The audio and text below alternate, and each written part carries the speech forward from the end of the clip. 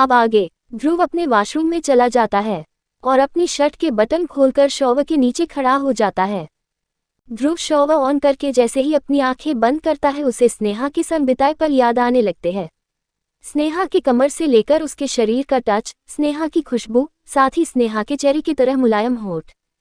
ध्रुव अपने होठों पर हाथ फिराकर सोचता है अगर बस उस एक पल में ध्रुव को होश नहीं आता तो वो क्या स्नेहा के साथ अपनी सारी हदें भी तोड़ देता। ध्रुव अपना एक हाथ सामने की दीवार पर मरता है। ना चाहकर भी ध्रुव खुद के करे हुए उस हरकत को जस्टिफाई नहीं कर पा रहा था। स्नेहा को तो अपना होश नहीं था, पर ध्रुव कैसे अपने होश खोने लगा था। क्या ध्रुव का सेल्फ कंट्रोल स्नेहा को टच करने तक ही था? ध्रुव अपनी आंखें बंद करता है तो उसे स्नेहा की मदहोशी भरी आहें याद आती है, साथ ही स्नेहा के गोरे शरीर पर ध्रुव के दिए हुए लाल निशान।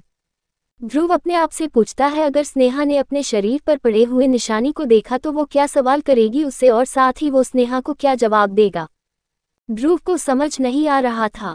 ध्रुव सोचता है स्नेहा की स्किन इतनी सॉफ्ट थी कि जरा सी पकड़ के भी कई निशान बन चुके थे जो कल तक शायद खत्म होंगे। अभी भी ध्रुव के नजरों के सामने स्नेहा के गोरे स्किन पर आए लाल निशान चल रहे थे। दूसरी तरफ स्नेहा जैसे ही अपने रूम में आती है वो देखती है आज प्रिया जल्दी ही अपने बेड पर सो रही थी। स्नेहा को अपने शरीर में कुछ थकान सा फील हो रहा था, इसी कारण वो बिना अपनी ड्रेस चेंज करे ऐसे ही अपने बेड पर लेट जाती है और कुछ ही देर में उसे नींद भी आ जाती है। स्नेहा अपने शरीर पर आए निशानों को देख ही नहीं पाती जिनको लेकर ध्रुव परेशान हो रहा था। अगला दिन स्नेहा और प्रिया अपने कॉलेज के लिए निकल जाते हैं। ब्रेक आवर्स में स्नेहा से करण की मुलाकात भी होती है और बातों बातों में करण के मुंह से ध्रुव के शूज गायब हो गए थे वो निकल जाता है। स्नेहा अपना सैंडविच खा रही थी कि अचानक करण की बात सुन उसे खांसी आने लगती है। करण जल्दी से स्नेहा को पानी पकड़ा देता है। करण पूछता है क्या हुआ, तुम्हारा ध्रुव का नाम सुन चेहरे के भाव क्यों बदल गए। स्नेहा मासूम सा चेहरा बनाकर करण से कहती है कि वो फुटवियर तो उसी ने गलती से पहने थे। स्नेहा उस दिन का इंसिडेंट करण को बता देती है। करण स्नेहा की कही हर बात बड़े ही गौर से सुन रहा था। करण कहता है ये जरूर किसी ने जानबूझ के किया होगा, क्योंकि जिस रूम में तुम थी वो जिस रूम में हम सब मीटिंग कर रहे थे उससे काफी अलग डायरेक्शन में था। स्नेहा देखो ध्रुव इस दिन गुस्से में जरूर था, उसे नंगे पैर ही अपने रूम तक जाना पड़ा था। शायद वो ये बात भी याद रखे। तुम एक काम करो, ध्रुव को एक सॉरी लिखकर कल ध्रुव को दे देना। ध्रुव तुम्हें उसके अपने पर्सनल रूम में मिलेगा, थोड़ा उसे मैं हैंडल कर लूंगा, तुम टेंशन मत लो। स्नेहा जल्दी जल्दी अपना सिर हाँ में हिला देती है। कॉलेज ओवर होने के बाद प्रिया और स्नेहा ने दिल्ली की मार्केट घूमने का प्लान किया था, क्योंकि कुछ दिन बाद प्रिया अपने घर जाने वाली थी। प्रिया का मन था कि वो अपने घर कुछ न कुछ लेकर जाए। पार्थ ने उस दिन के बाद से ही स्नेहा और प्रिया के बीच में बैठना शुरू कर दिया था और इसी कारण से उसे स्नेहा और प्रिया की हर प्लानिंग में अपनी टांग अड़ाने का मौका भी मिल जाता था। पार्थ को भी पता था कि सेना और प्रिया दिल्ली घूमने का में कर रहे हैं। पार्थ अपनी जगह बनाते हुए कहता है तुम दोनों आज तक दिल्ली में नहीं घूमे हो, ये मेरा शहर है, मैं तुम्हें पूरा दिल्ली घुमा दूंगा। प्रिया मना करने वाली थी लेकिन पार्थ जल्दी से उसे रोककर कहता है देखो एयरपोर्ट वाली लड़की, ऐसे अनजान शहर में घूमना सेफ नहीं है।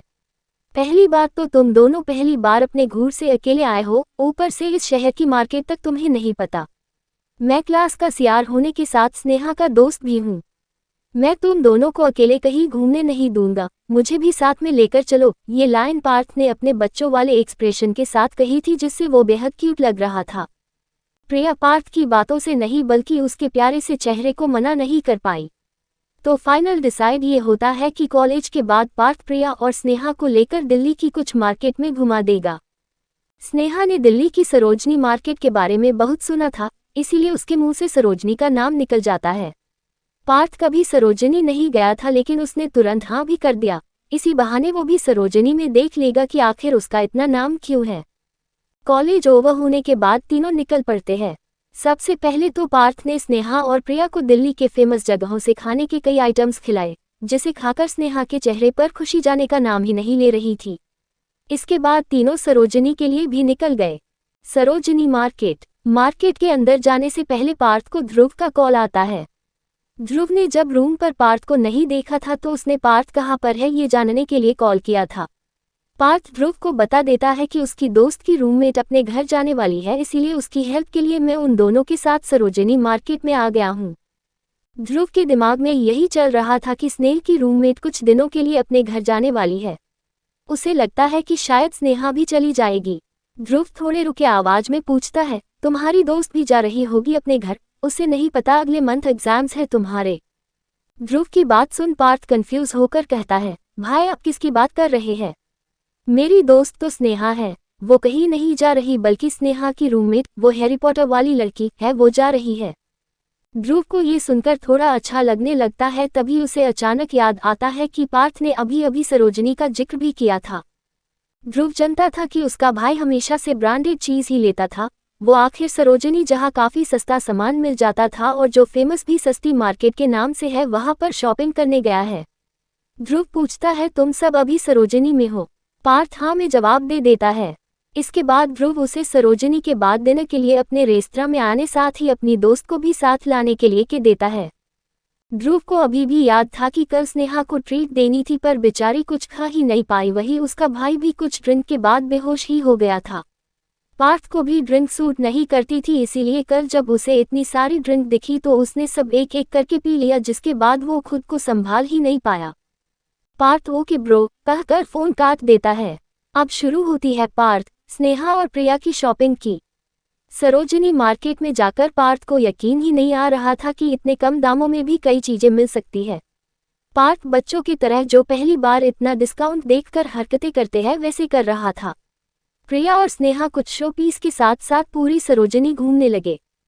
स्नेहा और प्रिया ने कुछ ज्यादा नहीं लिया, लेकिन पार्थ खुद को कंट्रोल नहीं कर पाया। अपने मॉल में हर चीज पर नुक्स निकलने वाला सरोजनी के शॉप्स पर दिखे डिस्काउंट के कारण काफी कुछ ले चुका था। बातों ही बातों में पार्थ के मुंह से निकल जाता है कि उसके भाई यानी ध्रुव को फुटवियर कलेक्शन का बहुत शौक है। वो अपनी हर चीज मुझसे शेयर कर लेते हैं, पर अपने फुटवियर मुझे तक नहीं देते। स्नेहा के ये सुन कान खड़े हो जाते हैं। स्नेहा अपने अंदर सोचती है, कल कैसे भी मैं ध्रुव सर के बूट उन्हें दे दूंगी।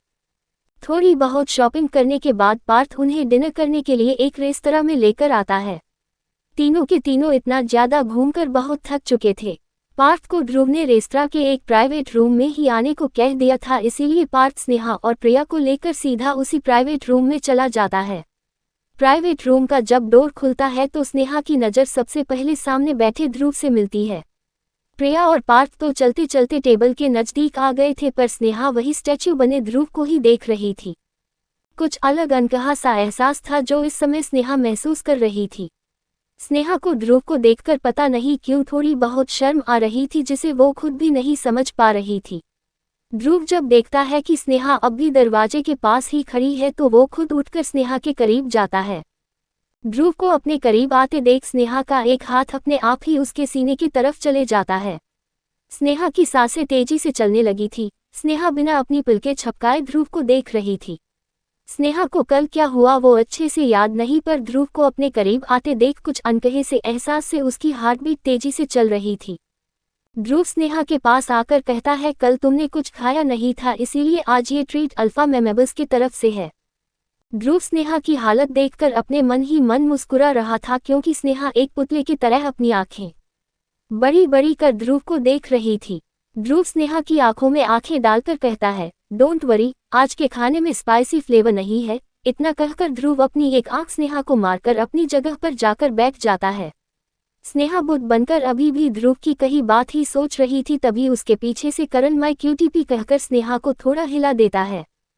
करण स्नेहा को कंफ्यूज देखकर पूछता है, क्या हुआ क्यूटीपी, तुम क्या सोच रही हो? स्नेहा कहती है, स्पाइसी फ्लेवर। करण झट से अपनी बहन का हाथ पकड़ उसे अपने बगल में बैठा लेता है और उसे बड़े प्यार से कहे, तुम फिक्र मत करो, ये पर ज्यादा स्पाइसी खाना नहीं मिलता। ये रेस्तरां फेमस हो अपने सादे और माइल्ड खाने की वजह से है। इसके बाद सभी का ऑर्डर करा हुआ खाना आ जाता है। खाना खाने के बाद सभी अपने अपने घर के लिए निकल जाते हैं। अगला दिन स्नेहा ध्रुव के बूट को एक पॉली बैग में रखती है और ब्रेक टाइम में करण के बताए रूम में ध्रुव को जाकर देने का सोच लेती है। स्नेहा बड़े मजे में उस बैग को हिला डुला कर घूम रही थी। पार्थ के 1000 बार पूछने पर भी स्नेहा ने अपना मुंह नहीं खोला। जब ब्रेक टाइम होता है तो स्नेहा वो बैग उठाकर जल्दी से ध्रुव से मिलने निकल पड़ती है। स्नेहा उस रूम के बाहर पहुंचती है तो दरवाजे को थोड़ा खोलकर अंदर की तरफ झांकती है।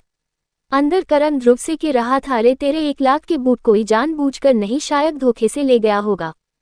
स्नेहा के 1 लाख के बूट सुन हवाएं ही उड़ जाती है। जिस बैग को वो अब तक ऐसे ही हवा में हिला डुला कर ये तक क्लास में भी एक साइड पटक कर बेखौफ बैठी थी, वो बूट इतने महंगे थे।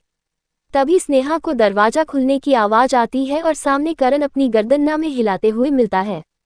करण स्नेहा के कंधे पर शाबाशी देकर वहां से रिफ्फू चक्कर हो जाता है। स्नेहा अपने शिवजी का नाम लेकर दरवाजा खोल देती है और मे आई कम इन सर कहती है। ध्रुव कुछ फाइल में काम कर रहा था, उसे यह आवाज बेहद जानी पहचानी लगी। ध्रुव अपनी नजर उठाकर देखता है तो स्नेहा अपने दोनों हाथों से एक बैग में पकड़े कुछ खड़ी थी। स्नेहा ने वो बैग इस कदर पकड़ा हुआ था जैसे उसमें बहुत ही खास सामान हो, जिसे स्नेहा संभाले हुए खड़ी थी। ध्रुव बस अपना सिर हाँ में हिला देता है। स्नेहा जल्दी से ध्रुव के पास आकर खड़ी हो जाती है। स्नेहा कुछ कहने से पहले टेबल पर रखी कुछ फाइलों को एक साइड कर देती है। इसके बाद अपना पॉलीबैग बड़े ही संभाल कर ध्रुव के टेबल पर रख देती है। ध्रुव को लगता है शायद स्नेहा ट्रीट रिटर्न के फिराक से कुछ खाने का सामान लाई होगी। ध्रुव के दिमाग में यही चल रहा था कि स्नेहा क्या खाने का सामान लाई होगी जो इसने इतने प्यार से टेबल पर रखा है। ध्रुव स्नेहा से एक इशारे में पूछता है, इसमें कुछ खाने का सामान है क्या? वही स्नेहा के दिमाग में बस 1 लाख के बूट ही चल रहे थे, वो भी बिना ध्रुव की पूरी बात सुन जल्दी से अपना सिर हिला करके देती है। यस सर, ये आपके ही है बूट। ध्रुव जोर से बोलता है, व्हाट? अब आगे? ध्रुव को यकीन नहीं आ रहा था कि ये चूहिया अब उसके जूते भी चुराने लगी थी। ध्रुव अपनी हैरानी को संभाल कर पूछता है, क्या उस दिन तुम मेरे बूट पहन गई थी? स्नेहा अपनी गर्दन धीरे धीरे हाँ में हिला देती है। ध्रुव स्नेहा के चेहरे को ध्यान से देखता है तो उसकी नज़र सीधा स्नेहा के चेरी लिप्स पर जाकर ठहर जाती है। स्नेहा कुछ बड़बड़ रही थी, उस कारण स्नेहा के होठ हिल रहे थे जो ध्रुव को बड़े ही अट्रैक्टिव लग रहे थे। ध्रुव देखता है कि स्नेहा बातों बातों में अपने होठों पर अपनी जीभ भी फिरा रही थी। ये स्नेहा की आदत थी, जब भी उसे थोड़ी नर्वसनेस होती थी तो उसके होठ सूख जाते थे, इसी कारण स्नेहा उन्हें कई बार अपनी जीभ से गीला कर लेती थी। ध्रुव को अपना गला बार बार सूखता हुआ महसूस हो रहा था। उसे समझ नहीं आ रहा था कि स्नेहा में ऐसा क्या है जिससे वो चाहकर भी अपने ख्याल कंट्रोल में नहीं रख पा रहा था। ध्रुव को स्नेहा के संग बिताए सभी पल याद आने लगे। ध्रुव को बार बार स्नेहा के होठों को अपने जीभ से गीला करने का मन कर रहा था। ध्रुव की नज़र जब स्नेहा के होठों से होते हुए उसके ब्लैक कलर के क्रॉप टॉप से झांकते हुई कमर पर गई तो ध्रुव की आंखें अपने आप ही बंद हो गई। ध्रुव से जब कंट्रोल नहीं होता तो वो अपनी चेयर से खड़े होता है और अपने टेबल पर पड़े फाइल्स को एक तरफ गिरा देता है। स्नेहा अभी भी कुछ बड़बड़ाए ही जा रही थी, उसे एक झटके के साथ अपने एक ही हाथ से उठाकर टेबल पर बैठा देता है। स्नेहा कुछ समझ पाती उससे पहले ध्रुव ने अपने एक हाथ से स्नेहा की खुली कमर को पकड़ा और अपने दूसरे हाथ से स्नेहा के सिर के पीछे वाले भाग को पकड़ा और बिना देरी करे स्नेहा के खुले होठों को अपने होठों से लॉक कर दिया। स्नेहा के दोनों हाथ हवा में ही रह गए। ध्रुव अपनी जीभ से स्नेहा के होठों को गीला करने के साथ चूस भी रहा था, जैसे इस मीठे चेरी का सारा टेस्ट बस खत्म करके ही दम लेगा। ध्रुव के हाथ स्नेहा के कमर से होते हुए स्नेहा के शरीर के हर हिस्से को छू रहे थे, पर इस बार स्नेहा का टच उसे फील नहीं हो रहा था, जिस टच की वजह से पहले ध्रुव खुद को स्नेहा रोक नहीं पा रहा था। इस बार ऐसा कुछ नहीं था। तभी ध्रुव के कानों में किसी के कुछ कहने की आवाज आई। सर, क्या आप मेरी बात सुन भी रहे हैं? मैं कब से आपसे कुछ कह रही हूँ। ये स्नेहा की आवाज थी। ध्रुव अपनी आंखें खोलता है तो देखता है कि स्नेहा तो उसी जगह खड़ी है और अपने कंफ्यूज एक्सप्रेशन के साथ उसको देखे जा रही है। ध्रुव सामने टेबल पर भी सारा सामान वैसा का वैसा ही पड़ा देखता है। ध्रुव अपने माथे पर अपनी 2 उंगलियां रब करता है। ध्रुव अपने ख्यालों में स्नेहा को किस कर रहा था। ध्रुव को यकीन नहीं हो रहा था कि वो इस हद तक स्नेहा की खूबसूरती से इन्फैचुएटेड हो गया था। तभी ध्रुव थोड़ा चिढ़कर खुद से कहता है, डैम इट। ध्रुव अपने मन में कहता है, मेरे ख्यालों पर बस मेरा ही हक होना चाहिए।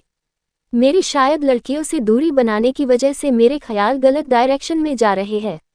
जिस चीज़ से आप जितना दूर जाने की कोशिश करते हैं वो चीज़ बार बार आपको अपने पास अट्रैक्ट करती है।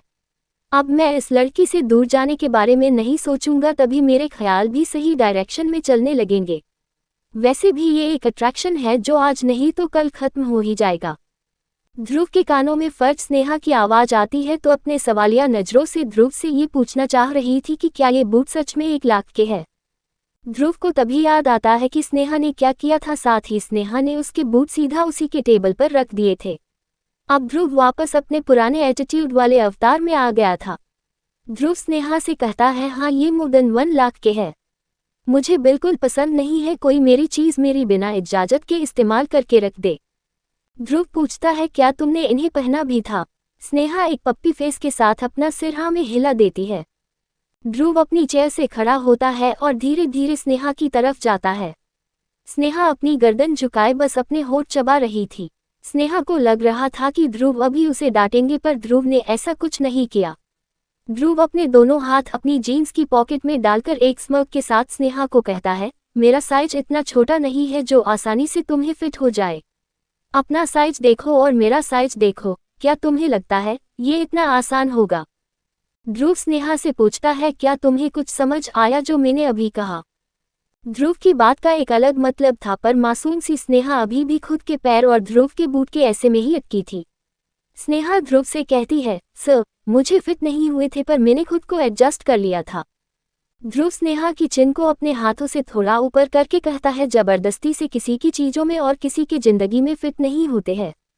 स्नेहा बड़ी ही मासूमियत से ध्रुव के बातों पर अपनी आंखें इधर उधर मटकाकर हाँ में अपनी गर्दन हिला रही थी। ध्रुव को स्नेहा की ये हरकत बेहद क्यूट लग रही थी क्योंकि ध्रुव ने इनडायरेक्टली स्नेहा को एम्बास करने के लिए थोड़ी सी नॉन वेज टॉक करी थी। एक लड़की होने के नाते अगर स्नेहा ये बातें समझती तो जरूर उसे बहुत एम्बारास फील होता पर उसे तो ध्रुव की कही बात कहीं से भी समझ नहीं आई थी। ध्रुव भी खुद इस तरह की बातें नहीं किया करता था पर आज स्नेहा को देखकर उसके मुंह से अपने आप ही निकल गया पर बाद में उसे यकीन हो गया कि ये लड़की जो उसके सामने खड़ी है वो वाकई में काफ़ी प्योर ख्यालों की है। इस लड़की को तो अभी ये भी समझ नहीं आया था कि ध्रुव की कही बात किसी और डायरेक्शन भी इशारा कर रही थी। स्नेहा जब देखती है कि ध्रुव बस उसे ही बिना पलके झपकाए देख रहा है तो वो बिना किसी चीज़ का वेट करे उस दिन क्यों और कैसे ध्रुव के बूट पहन गई थी।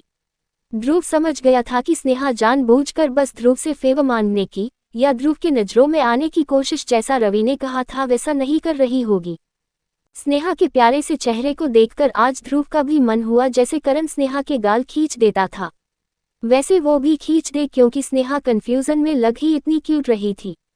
इतने मासूम से दिखने वाले इंसान को ध्रुव चाह कर भी अपना जरा सा भी गुस्सा दिखा पा रहा था। लेकिन ध्रुव ये भी नहीं चाहता था कि बार बार जो उसके दिमाग में स्नेहा के ही ख्याल आते हैं उससे वो परेशान हो और बिना कुछ पनिशमेंट दिए स्नेहा को आसानी से जाने दिया जाए।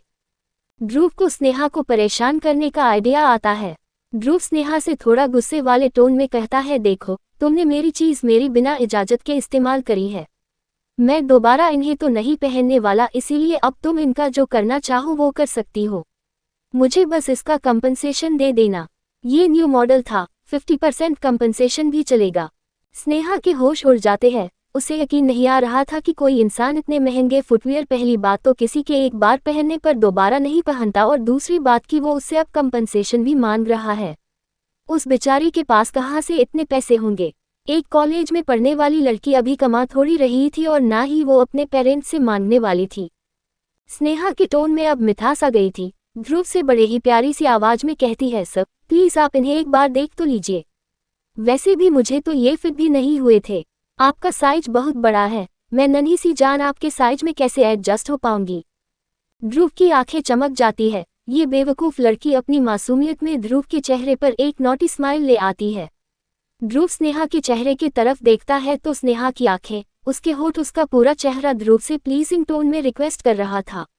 स्नेहा के इसी चेहरे पर तो उससे बड़े बड़े से बड़ा खड़ूस भी उसे डिस्काउंट दे देता था। यही तो स्नेहा का रामबाण था। आखिर ध्रुव कैसे नहीं मानता।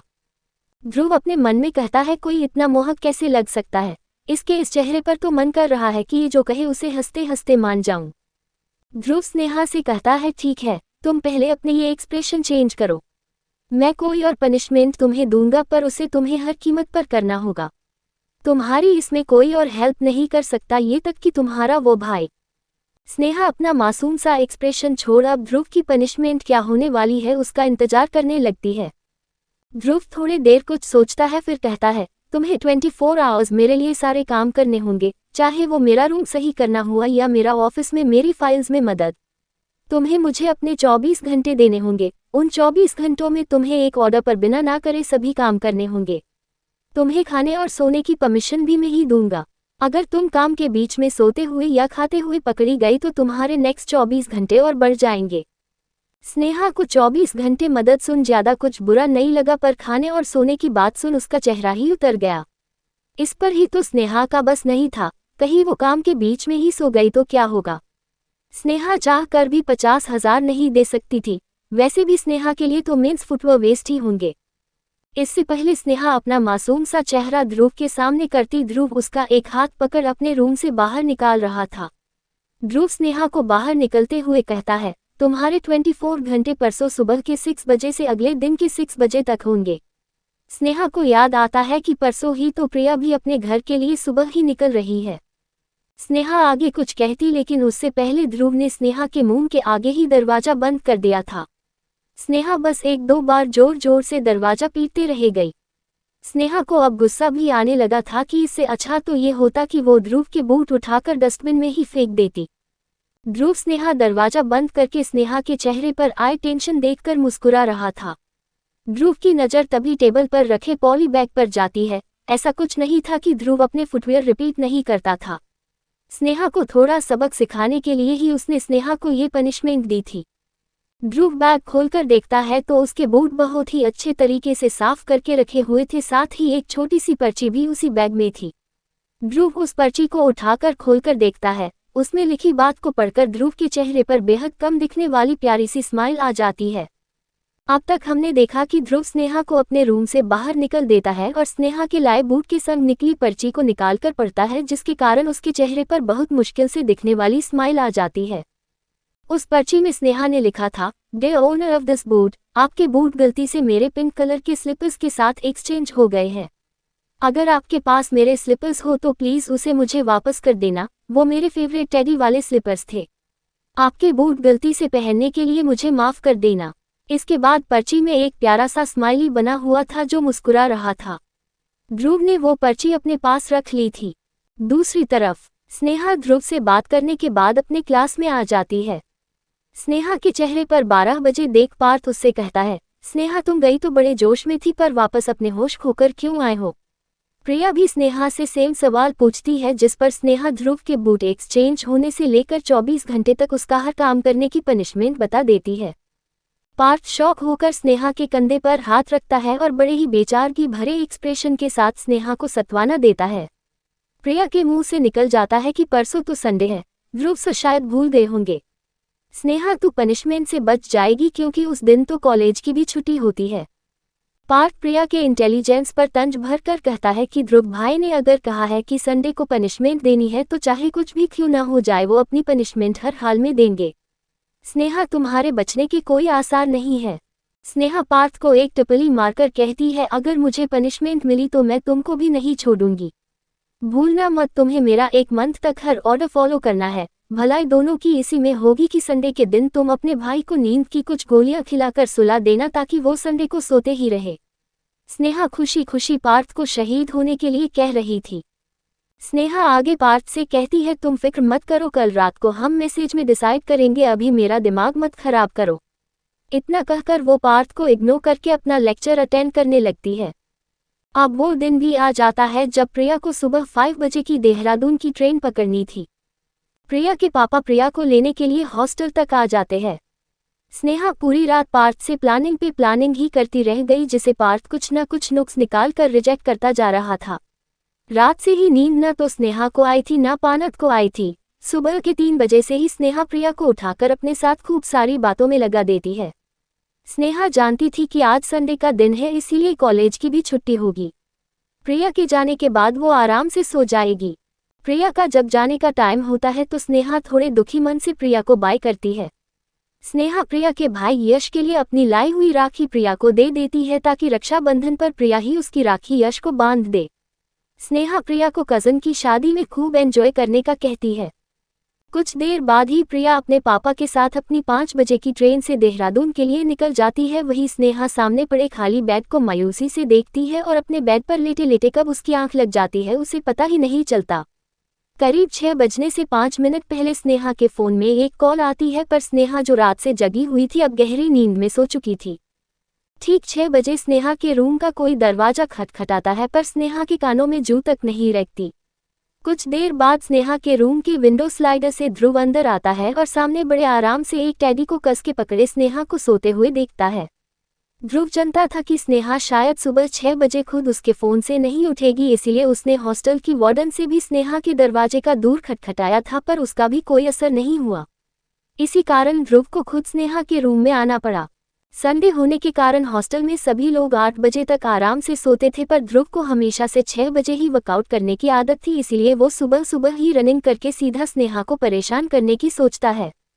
ध्रुव स्नेहा के पास आकर उसे उठाने की कोशिश करता है। थोड़ा हिलाने पर भी जब स्नेहा का कोई रिस्पॉन्स न आता है तो ध्रुव स्नेहा के बाहों में बड़े आराम से पड़े टेडी को उठाकर जमीन में गिरा देता है।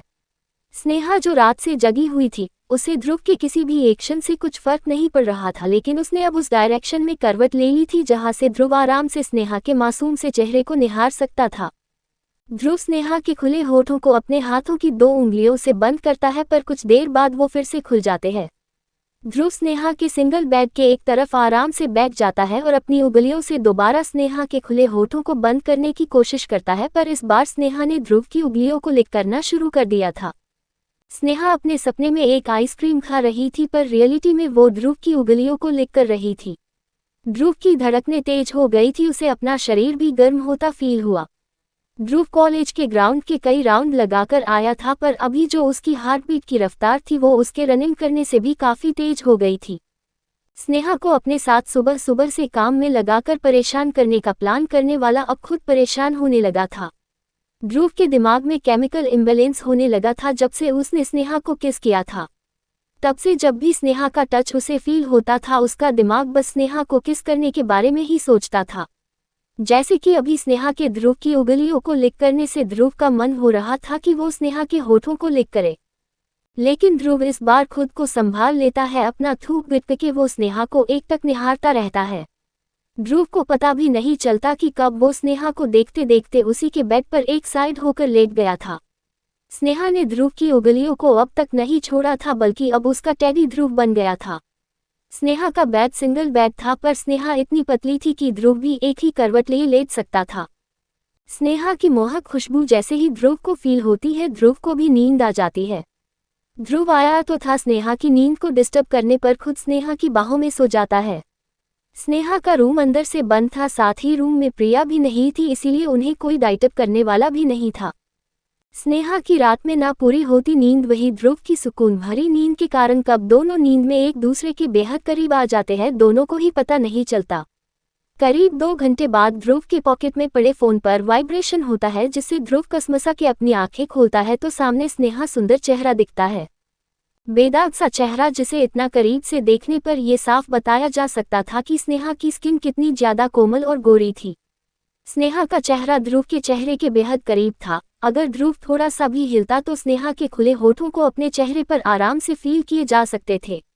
वही स्नेहा अपना एक पैर ध्रुव पर रखे हुई थी और अपना एक हाथ से ध्रुव को कस के हक करके सो रही थी।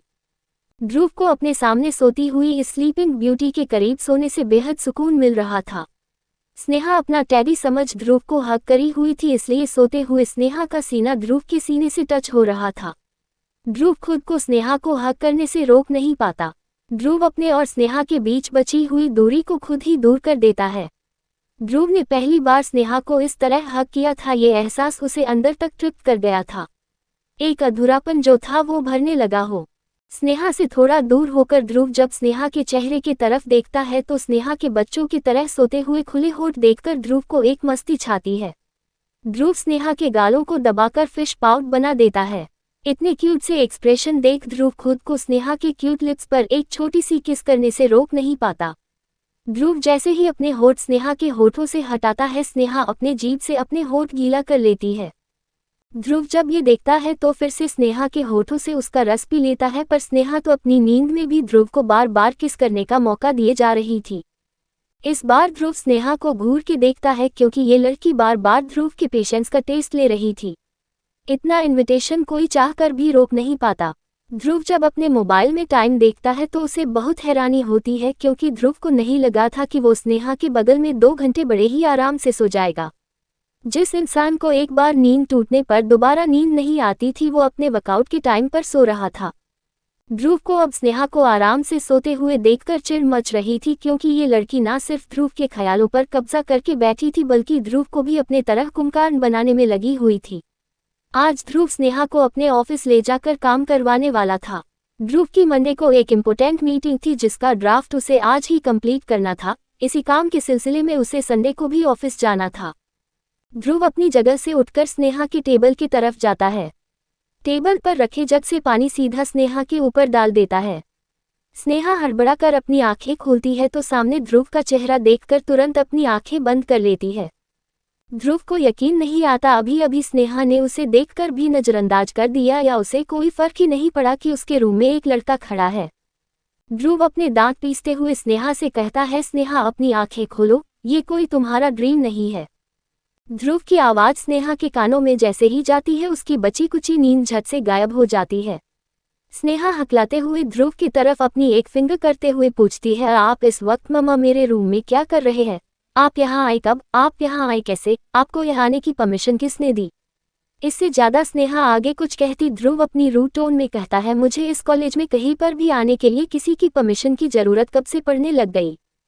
स्नेहा ऊंची आवाज में ध्रुव से कहती है, आप कहीं भी आए या जाए पर ये रूम मेरा है और यहाँ आने के लिए आपको मेरी परमिशन की जरूरत है।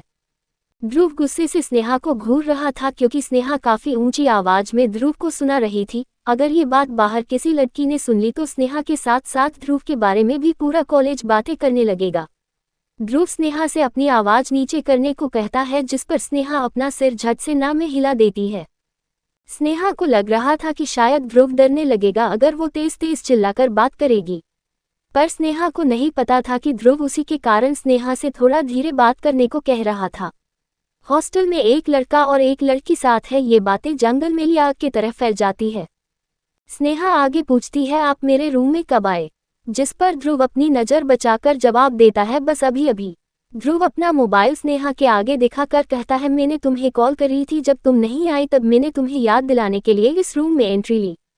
ध्रुव स्नेहा की सवालिया एक्सप्रेशन देखकर थोड़ा हिचक गया था क्योंकि वो किसी भी हालात में स्नेहा को ये नहीं बताना चाहता था कि वो तो कई बार स्नेहा के रूम में बिना उसकी परमिशन आ चुका था। इतना ही नहीं बल्कि आज तो वो स्नेहा के साथ उसी के बेड पर सो भी गया था। स्नेहा का तो सारा ध्यान ध्रुव के फोन पर लिखे कॉलर नेम पर जाता है। स्नेहा गुस्से से कहती है, चूहिया। दरअसल ध्रुव ने स्नेहा का नाम चूहिया से सेव कर रखा था। ध्रुव स्नेहा को याद दिलाता है, for 24 hours you are mine. Already 2 घंटे से ज्यादा तुमने वेस्ट कर दिए हैं, अगर तुम अभी भी उठकर नहीं आई तो ये 24 आवर्स कंपाउंडेड हो जाएंगे। स्नेहा के तोते उड़ गए थे, उसे नहीं लगा था कि ध्रुव अपनी पनिशमेंट देने के लिए इतना सख्त होगा कि संडे भी नहीं बख्शेगा। स्नेहा की आवाज अब धीमी हो गई थी। अब वो ध्रुव से कहती है, पर सर आज तो संडे है। जिस पर ध्रुव अपनी हथेली से 5 मिनट में कॉलेज ग्राउंड आने का इशारा करके स्नेहा के रूम की चटकनी खोलकर वहां से चला जाता है। स्नेहा बस ध्रुव को बातों में इतना उलझी थी कि ये भी दिमाग नहीं लगा पाई कि प्रिया के जाने के बाद उसी ने अपने रूम की चटकनी लगाई थी। बिना दरवाजा खोले ध्रुव उसके रूम में कैसे आया था? स्नेहा अपना मन मारकर जल्दी से रेडी होने लगती है और ध्रुव के बताए लोकेशन पर पहुंच भी जाती है। ध्रुव ने स्नेहा को कॉलेज के ही ग्राउंड में बुलाया था। ध्रुव स्नेहा को सामने से भागते हुए आते हुए देखता है तो उसके फेस पर एक डेविल स्माइल आ जाती है। आज ध्रुव ने पूरा मन बना लिया था स्नेहा से अपने पुराने सभी हिसाब का चुन चुन कर तंग करके बदला लेगा।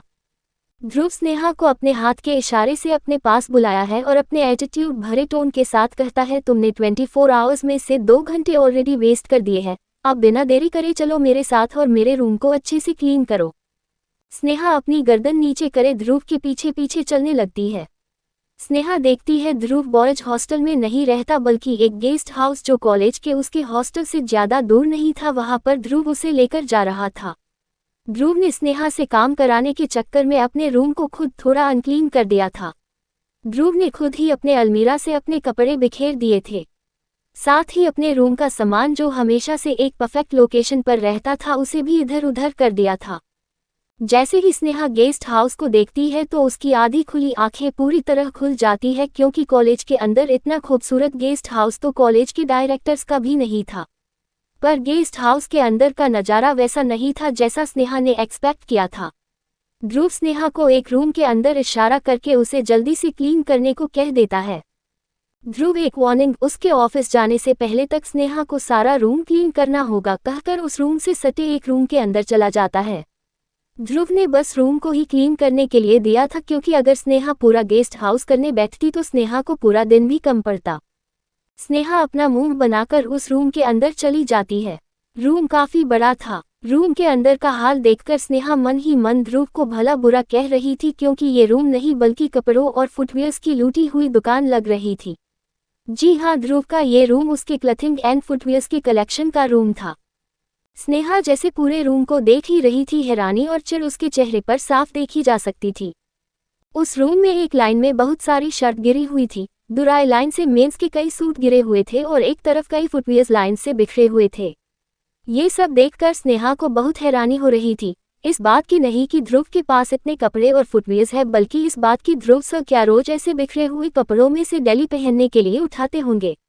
कपड़ों की हालत देखने में ऐसी लग रही थी जैसे एक सेट करे हुए कपड़े अपने आप वार्डरोब से नीचे गिर गए होंगे। स्नेहा अपने सिर पर हाथ रखकर इधर उधर घूम घूम कर देख ही रही थी कि उसे एक बड़ा सा मिरर दिखाई देता है। स्नेहा मिरर में पहले अपने आप को देखती है और तरह तरह के फनी फेसेस बनाने लगती है। उसे ध्रुव का स्मर्क करना याद आता है, तो वो भी वैसे एक अपने होठों को एक साइड से थोड़ा ऊपर उठाने की कोशिश करती है, पर उसके क्यूट लिप्स दोनों एक साथ उठ जाते हैं। स्नेहा के हॉट शेप लिप्स थे, इसीलिए उसके ना चाहकर भी बस पाउट बन पा रहा था, वही ध्रुव के स्लिम शेप में लिप्स थे, इसीलिए ध्रुव आसानी से स्मर्क कर लेता था। तभी स्नेहा की नज़र मिरर में एक डायरेक्शन में जाती है और वो उस तरफ घूरने लगती है। स्नेहा उस डायरेक्शन में हाथ रखकर तुरंत गुस्से से पीछे पलटती है, तो उसे वही बूट एक खुली हुई फुटवियर्स की कपबोर्ड में रखे हुए दिखते हैं, जिनकी वजह से स्नेहा को ध्रुव से पनिशमेंट मिल रही थी। कपबोर्ड के काफी ऊपर वो बूट बड़े ही सलीके के साथ रखे गए थे। स्नेहा उन बूट को उतारने की कोशिश करती है, पर उसका हाथ बस थोड़ा सा कम पड़ रहा था। स्नेहा कपबोर्ड के एक स्लाइड पर जो जमीन से काफी ऊपर था उस पर चढ़ जाती है, अब उसका हाथ आसानी से बूट तक पहुंच रहा था। स्नेहा कपबोर्ड पर चढ़े हुए ही उन बूट को उठाने की कोशिश करती है, अचानक एक स्लाइडर के स्लाइड होने की आवाज आती है। स्नेहा घबराकर जैसे ही पीछे मुड़ती है तो उसका पैर ट्विस्ट हो जाता है, साथ ही स्नेहा अपना बैलेंस संभल नहीं पाती। स्नेहा जैसे ही गिरने को होती है कि दो मजबूत बाहों ने उसे हवा में ही गिरने से रोक दिया था। स्नेहा अपने हाथों में बूट लिए अपनी आंखें बंद करे बस शिवजी ही कह पाती है। स्नेहा को जब फील होता है कि काफी देर होने पर भी उसे जमीन पर गिरने जैसा कुछ महसूस नहीं हुआ, तो वो अपनी एक आंख खोलकर देखती है तो उसको हवा में अपनी गोंद में उठाने वाला और कोई नहीं बल्कि ध्रुव था। ध्रुव अपनी एक भौएं उठाए स्नेहा को घूर रहा था। ध्रुव को अपने सामने देखकर स्नेहा झट से वो बूट नीचे गिरा देती है और खुद भी ध्रुव की गोंद से तड़पती हुई मछली की तरह मचलकर उतर जाती है। तभी स्नेहा की नज़र उस खुले हुए दरवाजे पे जाती है तो उसका मुंह खुला का खुला रह जाता है, क्योंकि ये दरवाजा और कोई नहीं बल्कि वही मिरर था जिस पर स्नेहा तरह तरह के मुंह बना रही थी। दरअसल ध्रुव के रूम से ही अटैच उसका वार्डरोब वाला रूम था, जिसमें बाहर से भी जाया जा सकता था, जिसे ध्रुव ने क्लीन करने के लिए कहा था। ध्रुव स्नेहा से धमकी भरे टोन में कहता है, इस रूम में बिखरा हुआ सभी सामान अपनी अपनी जगह पर हो जाना चाहिए। मेरे नहाकर आने से पहले मुझे ये रूम में सभी कपड़े और मेरे सभी फुटवियर्स अपने अपने कपबोर्ड्स में लगे मिलने चाहिए। ध्रुव स्नेहा को ऑर्डर देकर बिना स्नेहा की बात सुने अपने अटैच रूम की तरफ चला जाता है। स्नेहा अपने दांत पीसते हुए अपने अंदर ही अंदर चिल्ला रही थी, पर उसकी आवाज बस उसी को सुनाई दे रही थी। स्नेहा को ध्रुव पर बहुत गुस्सा आ रहा था, क्योंकि वो बस स्नेहा को ऑर्डर ही दिए जा रहा था। स्नेहा को एक आइडिया क्लिक करता है, कुछ सोचकर झट से जहां से ध्रुव आया था वहां चली जाती है और उस बड़े रूम को अपने आंखें फाड़े देखने लगती है। ये रूम स्नेहा के गर्ल्स हॉस्टल के 3 रूम बराबर बड़ा था, जहां पर एक किंग साइज राउंड बेड था, वही रूम के कोने पर एक सिंगल बेड भी था। स्नेहा थोड़ा ध्यान से देखती है तो उस सिंगल बेड पर कोई सो रहा था। स्नेहा जैसे ही उस बेड पर सोते हुए इंसान को देखती है तो उसका सारा गुस्सा उस मासूम से सोते हुए इंसान पर निकल जाता है। स्नेहा उस बेड के किनारे रखे पानी की बोतल को उठाकर एक कनिंग स्माइल करते हुए उस बोतल का सारा पानी बेचारे पार्थ पर डाल देती है। स्नेहा का बड़े आराम से सोते हुए पार्थ को देखकर गुस्सा कम ही नहीं हो रहा था, क्योंकि पार्थ ने स्नेहा के बताए ध्रुव को रोकने के सभी आइडियाज पर अपनी रिजेक्शन की मुहर लगा दी थी। अब बेचारी स्नेहा की नींद तो ध्रुव ने तोड़ दी और पार्थ इतनी आसानी से कैसे सो सकता था। पार्थ के चेहरे पर पानी पड़ने से वो हड़बड़ा कर उठता है। पार्थ को लगता है कि शायद ध्रुव ने उस पर पानी डाला होगा, क्योंकि कई बार ध्रुव उसे ऐसे ही उठाया करता था। अपनी दोनों आंखें मसले पार्थ कहता है, भाई प्लीज आज सोने दो, मैं कल उस पागल लड़की की वजह से सो नहीं पाया था। आज संडे को मैं बहुत आराम करना चाहता हूँ। पार्थ दोबारा लेटने को हुआ ही था कि उसके कानों में एक आवाज आती है, मेरी रात भर नींद डिस्टर्ब करके तुम चैन से सोना चाहते हो, मैं तो तुम्हारे सपने में भी तुम्हें नहीं सोने दूंगी। जल्दी से उठो और अपने भाई की पनिशमेंट को पूरी करो। पार्थ को अपने सामने शक्तिमान के पोज में घूरती हुई स्नेहा दिखाई दी तो वो एक बार फिर अपने आंखें मसलकर दोबारा देखता है तो स्नेहा अभी भी उसी पोज में पार्थ को घूर रही थी। पार्थ जल्दी से अपने बेड से उठता है और स्नेहा के कानों में फुसफुसा के कहता है, तुम खुद अपनी पनिशमेंट लेने के लिए सीधा शेर की गुफा में आ गई। स्नेहा एक फूंक मार के अपने माथे पर आए बेबी हेयर्स को उड़ा देती है और बड़े ही स्टाइल मारकर पार्थ से कहती है, मैं खुद नहीं आई बल्कि यह पर लाई गई हूँ। लेकिन तुम फिक्र मत करो, हम जल्दी से अपनी पनिशमेंट पूरी कर लेंगे, फिर अपनी अपनी नींद को भी पूरी कर लेंगे। स्नेहा जल्दी से पार्थ को खींचते हुए उस रूम से अटैच कपबोर्ड वाले रूम के अंदर कर देती है। अंदर का हाल देखकर पार्थ का भी स्नेहा जैसा ही हाल होता है। पार्थ समझ गया था कि उसके भाई ने क्या पनिशमेंट दी है। स्नेहा पार्थ से कहती है कि हम जितना जल्दी काम खत्म कर देंगे उतना ही जल्दी हमारी पनिशमेंट भी खत्म हो जाएगी। हम ये काम खत्म करके कुछ खाने के लिए कैंटीन चलेंगे, ट्रीट मेरी तरफ से।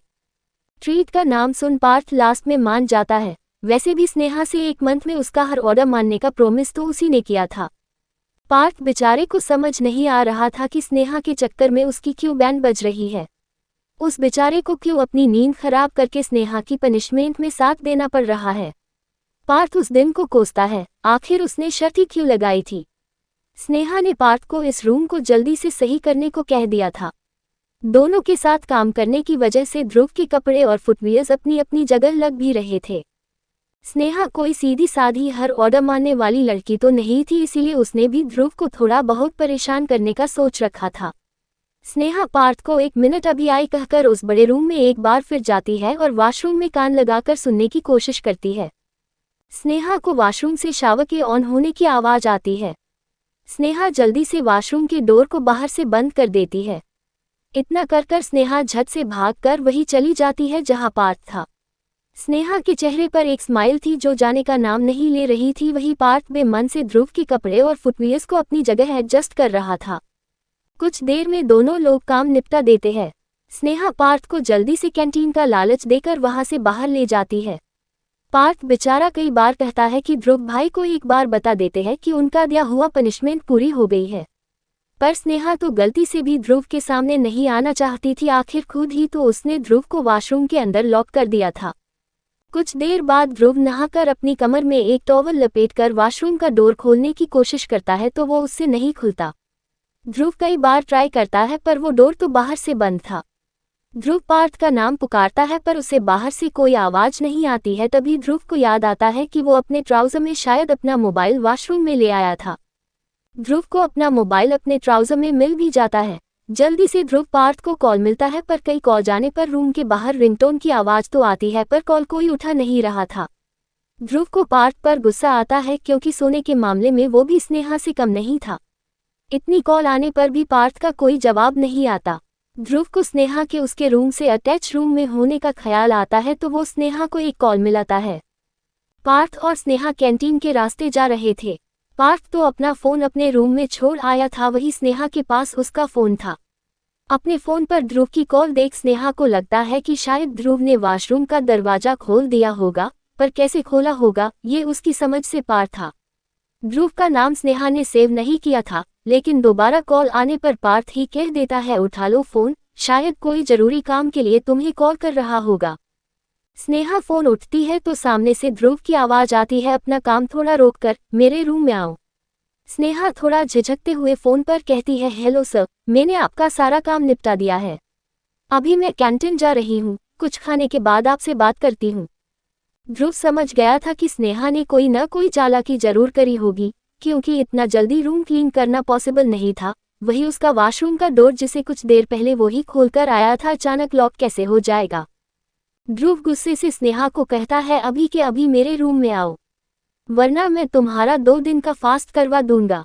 कम टू माई रूम इमीडिएटली। इतना कहकर ध्रुव फोन काट देता है। स्नेहा एक गहरी सांस लेकर अपने फोन को घूरती है और पार्थ को अपने साथ चलने को कहने ही वाली थी, पर पार्थ उसे पहले ही कैंटीन की तरफ भागे जा रहा था। स्नेहा उसे आवाज लगती रह गई, पर पार्थ, जिसने फोन पर अपने भाई के गुस्से भरी आवाज सुन ली थी, इसीलिए स्नेहा जब अपने फोन को घूर रही थी वो धीरे धीरे स्नेहा से दूर खिसकता हुआ कैंटीन की तरफ जाने लगा था। स्नेहा पार्थ को कैंटीन भागते हुए देखती है तो उसे खूब खरी खोटी सुनाती है, पर पार्थ बिना रुके वहां से अपनी जान बचाकर भाग जाता है। पार्थ किसी भी हाल में अब बलि का बकरा नहीं बनना चाहता था। स्नेहा बस अफसोस करती ही रह जाती है और मन मारकर ध्रुव के गेस्ट हाउस की तरफ चली जाती है। स्नेहा जैसे ही जिस रूम में ध्रुव बुला रहा था वहां पहुंचती है तो उसे ध्रुव कमरे में कहीं नहीं दिखता। स्नेहा सोचती है कि ध्रुव सर को फोन करे हुए 5 मिनट भी नहीं हुए होंगे, इतनी जल्दी कहाँ जा सकते हैं। तभी स्नेहा के फोन पर फिर से ध्रुव की कॉल आती है। ध्रुव को भी अपने वॉशरूम के बाहर से रिंगटोन की आवाज सुनाई दे जाती है। ध्रुव फोन काटकर स्नेहा को गुस्से से कहता है, open this dam door. Sneha को तब समझ आता है कि बेचारा ध्रुव तो अभी भी वॉशरूम में बंद है। स्नेहा अपने सीने पर हाथ रखकर एक गहरी सांस लेती है और धीरे धीरे वॉशरूम के दरवाजे की तरफ चली जाती है। ध्रुव के तेज कानों में वॉशरूम का दरवाजा अनलॉक होने ही जैसे ही आवाज आती है, ध्रुव झट से दरवाजा जोर से खोल देता है। स्नेहा जो दरवाजे के एकदम नजदीक खड़ी थी खुद को संभाल नहीं पाती और पीछे जैसे ही गिरने को होती है, ध्रुव झट से स्नेहा का हाथ पकड़ के अपने तरफ खींच लेता है। जल्दबाजी से खींचने पर स्नेहा का सिर ध्रुव के मस्कुलर एंड टोन सीने से टकरा जाता है। ध्रुव ने बस एक बाथरोब को ढीले से बांधा हुआ था, इसके कारण उसका चेस्ट साफ साफ दिखाई दे रहा था। ध्रुव के सारे कपड़े हमेशा चेंजिंग रूम में ही होते थे, इसीलिए वो हमेशा अपना बाथरोब को पहनकर चेंजिंग रूम की तरफ चले जाया करता था। स्नेहा को गिरने से संभालने के चक्कर में ढीला बांधा बाथरोब खुल जाता है। स्नेहा अपनी नाक सहलाते हुए सामने का नजारा देखती है तो एक चीख के साथ झट से अपने पीछे पलट जाती है। स्नेहा अपने आंखों पर हाथ रखकर ध्रुव से कहती है, आपने अपने कपड़े क्यों नहीं पहने हुए हैं? आपको शर्म नहीं आती है क्या? मेरे सामने ऐसे बस एक खुले बाथटब में खड़े हैं। क्या होता अगर मैं आपको ऐसे देख लेती तो? ध्रुव को ये थोड़ा फनी लग रहा था क्योंकि आमतौर पर ये डायलॉग लड़कियां यूज करती है और ध्रुव ने बाथरोब ऑलरेडी लपेटा हुआ था, साथ ही उसने अपना अंडरवियर भी पहना हुआ था। जो चीज ढकने की थी वो ऑलरेडी कवर करे हुए था। क्या स्नेहा ने कभी भी किसी आदमी की बॉडी नहीं देखी है? ये इतना भी कोई बड़ी बात नहीं थी क्योंकि एब्स की पिक्स सोशल मीडिया में वैसे ही बहुत ट्रेंडिंग होती थी। आमतौर पर हर कॉलेज की लड़की ने देखी होगी। ध्रुव को स्नेहा की बातें बेहद क्यूट लग रही थी क्योंकि स्नेहा ऐसे शर्मा कर पलटी थी जैसे उसने ध्रुव को न्यूड ही देख लिया हो। ध्रुव थोड़ा सा खांसने की एक्टिंग करता है और एक तंज के साथ कहता है, अब ये मत कहना तुमने मेरे एब्स, मेरी बॉडी मेरी फेसबुक प्रोफाइल पर नहीं देखे होंगे, या तुम ये जानबूझकर मेरा अटेंशन पाना चाहती हो। स्नेहा अपने आंखों पर हाथ रखे ही ध्रुव की तरफ पलटती है और ध्रुव को गुस्से से कहती है, मुझे आपके एब्स देखने में कोई इंटरेस्ट नहीं है और आपकी इतनी स्ट्रॉन्ग बॉडी देखने का तो बिल्कुल भी शौक नहीं है जिससे मेरी नाक ही टूट जाए। स्नेहा अपनी आंखें बंद करे ध्रुव को अपनी सफाई देने में लगी हुई थी, पर इस बात से बेखबर कि ध्रुव ऑलरेडी चेंजिंग रूम में अपना ड्रेस पहनने चला गया था। स्नेहा अभी भी अपने बड़बड़ाने में लगी हुई थी, तब तक ध्रुव शर्ट पैंट पहनकर भी आ गया था, साथ ही अपने एक हाथ में कोट भी पकड़े हुए था। ध्रुव अपना कोट अपने बेड पर रखता है और जहां पर स्नेहा तब से बदबड़ रही थी उसके पास जाकर स्नेहा की हथेलियां उसके आंखों से हटाने लगता है। स्नेहा डर के मारे जल्दी जल्दी से जितनी उसे गालियां याद थी ध्रुव को सुनाने लगती है, बदतमीज, बेवकूफ, घटिया इंसान। ध्रुव जल्दी से स्नेहा के बोलते होठों को अपने हाथ से बंद कर देता है। ऐसा करने से स्नेहा की आंखें अचानक खुल जाती है, पर सामने ध्रुव को ऑलरेडी शर्ट पैंट में देखकर स्नेहा की आंखें इधर उधर मटकने लगती है। ये सब क्या मुझे कहने की कोशिश कर रही थी तुम? ध्रुव स्नेहा के दोनों गालों को अपने हाथों में भरकर पूछता है, तुमने ही मेरे वॉशरूम का डोर लॉक किया था ना? ध्रुव पूछते हुए अपना सिर हाँ में भी हिला रहा था, जिसे देखकर स्नेहा भी बेवकूफों की तरह अपना सिर हाँ में हिलाने लगती है, पर तभी उसे याद आता है कि वो खुद अपनी शैतानी ध्रुव को बता रही है तो झट से जल्दी जल्दी ना में अपनी गर्दन हिलाने लगती है। ध्रुव अपने मन में कहता है, तुम शैतान चूहिया, अब तुम देखना मैं तुम्हारी आज सारी की सारी शैतानी कैसे उतरता हूँ। ध्रुव स्नेहा से फिर से पूछता है, तुमने अकेले मेरा रूम क्लीन नहीं किया? इस बार स्नेहा ध्रुव का हाथ छुड़ाकर कहती है, आपने बस पनिशमेंट दी थी, ये नहीं कहा था कि मैं किसी की मदद नहीं ले सकती। स्नेहा अपने मन में सोचती है, वैसे भी पार्थ को मेरी मदद करना उसकी मजबूरी है। ध्रुव आगे कुछ नहीं बोलता क्योंकि के पास उसके है सवाल का कोई ना कोई जवाब जरूर था। ध्रुव एक गहरी सांस लेकर स्नेहा से कहता है, ठीक है पार्थ, तुम्हारी मदद कर सकता है। दोनों के दोनों इसी वक्त मेरे साथ मेरे ऑफिस चले गए। स्नेहा बड़े ही मासूमियत से कहती है, पर मेरा ब्रेकफास्ट। जिस पर ध्रुव अपनी एक उंगली दिखाकर स्नेहा से कहता है, अब ब्रेकफास्ट, लंच या डिनर तब मिलेगा जब मेरे सारे ऑर्डर्स बिना किसी शैतानी के माने जाएंगे। स्नेहा अपने होठ पाउट बनाकर अपनी गर्दन हाँ में हिला देती है। ध्रुव का मन तो किया कि अभी स्नेहा के क्यूट से पाउट पे एक किस कर दे, पर अपनी भावनाओं को संभालते हुए ध्रुव अपना कोट उठाकर स्नेहा को अपने साथ आने का इशारा कर देता है। वैसे तो ध्रुव के गेस्ट हाउस में कुछ सर्वेंट्स ऑलरेडी थे, पर ध्रुव ने फोन पर स्नेहा के कैंटीन जाने के बारे में सुन लिया था और अपने भाई के रूम में ना होने पर भी समझ गया था कि शायद पार्थ कैंटीन में होगा। इसलिए ध्रुव स्नेहा को कैंटीन ही ले जा रहा था। कैंटीन पहुंचने पर ध्रुव देखता है कि पार्थ बड़े ही आराम से अपने सैंडविच की लास्ट बाइट एंजॉय कर रहा था। पार्थ की टेबल पर काफी कुछ ऑलरेडी फिनिश हो चुका था। स्नेहा पार्थ के पास खाने के लिए जाने को होती है कि ध्रुव उसे एक बच्चे की तरह हाथ पकड़कर पार्थ की टेबल के पास ले आता है। स्नेहा को ध्रुव के साथ अपने सामने आते देख पार्थ अपनी सीट से तुरंत खड़े होकर भागने को होता है कि ध्रुव अपनी घूरती हुई आंखों के इशारे से उसे बैठने पर मजबूर कर देता है। ध्रुव पार्थ को ताना मारते हुए कहता है, अपनी दोस्त की मदद काफी अच्छी करते हो, चलो आज अपने भाई की मदद भी करना। ध्रुव पार्थ से अपने और स्नेहा के साथ ऑफिस चलने के लिए कह देता है, जिस पर पार्थ अपनी खा जाने वाली नजरों से स्नेहा को घूर रहा था। स्नेहा की मदद के चक्कर में पार्थ को बेफतू में ही पनिशमेंट करनी पड़ रही थी। अपना अपना ब्रेकफास्ट खत्म करने के बाद दोनों ध्रुव के साथ ही उसके ऑफिस के लिए निकल जाते हैं। ध्रुव को आज कुछ क्लाइंट्स को भी हैंडल करना था जो ऑलरेडी ऑफिस पहुंच चुके थे। स्नेहा की नज़र अपनी कार के आगे और पीछे चलती ब्लैक कार्स पर जाती है, जिनके मॉडल सेम थे और सभी एक लाइन में 2 आगे और 2 पीछे चल रही थी। आमतौर पर संडे को ज़्यादातर ऑफिस में आधा स्टाफ ही होता था, पर कल इम्पोर्टेंट मीटिंग होने की वजह से सिंघानिया इंडस्ट्रीज में सभी एम्प्लॉय अपने अपने काम करने में बसी थे। साथ ही कल आने वाले कई क्लाइंट्स ध्रुव से पहले ही मीटिंग करने को रिक्वेस्ट कर चुके थे। ध्रुव स्नेहा और पार्थ को रिसेप्शन एरिया में आने को कह देता है और खुद कंपनी में टॉप फ्लोर की तरफ जल्दी से चला जाता है। ध्रुव ऑफिस में कदम रखते वक्त एक अलग इंसान ही बन जाता था, the finance God but a heartless one, जिसे देखकर उसके सभी एम्प्लॉय बिना देरी करे जल्दी जल्दी अपना सारा काम निपटाने लगते हैं। ध्रुव को हमेशा से अपना सारा काम टाइम पर होना पसंद था। एक गलती होने पर तुरंत लोगों को फायर करने में देर नहीं करता था। अब तक स्नेहा और ध्रुव भी कंपनी के अंदर आने लगते हैं। स्नेहा तो अपनी आंखें फाड़े देश की सबसे बड़ी कंपनी को निहारने में लगी हुई थी। इस कंपनी में आना भी कोई आसान काम नहीं था। तभी दोनों के पास ध्रुव का सेक्रेटरी कम बॉडीगार्ड अर्पित जौहरी आ जाता है। अर्पित ध्रुव का सबसे खास, वफादार अपना बॉडीगार्ड था।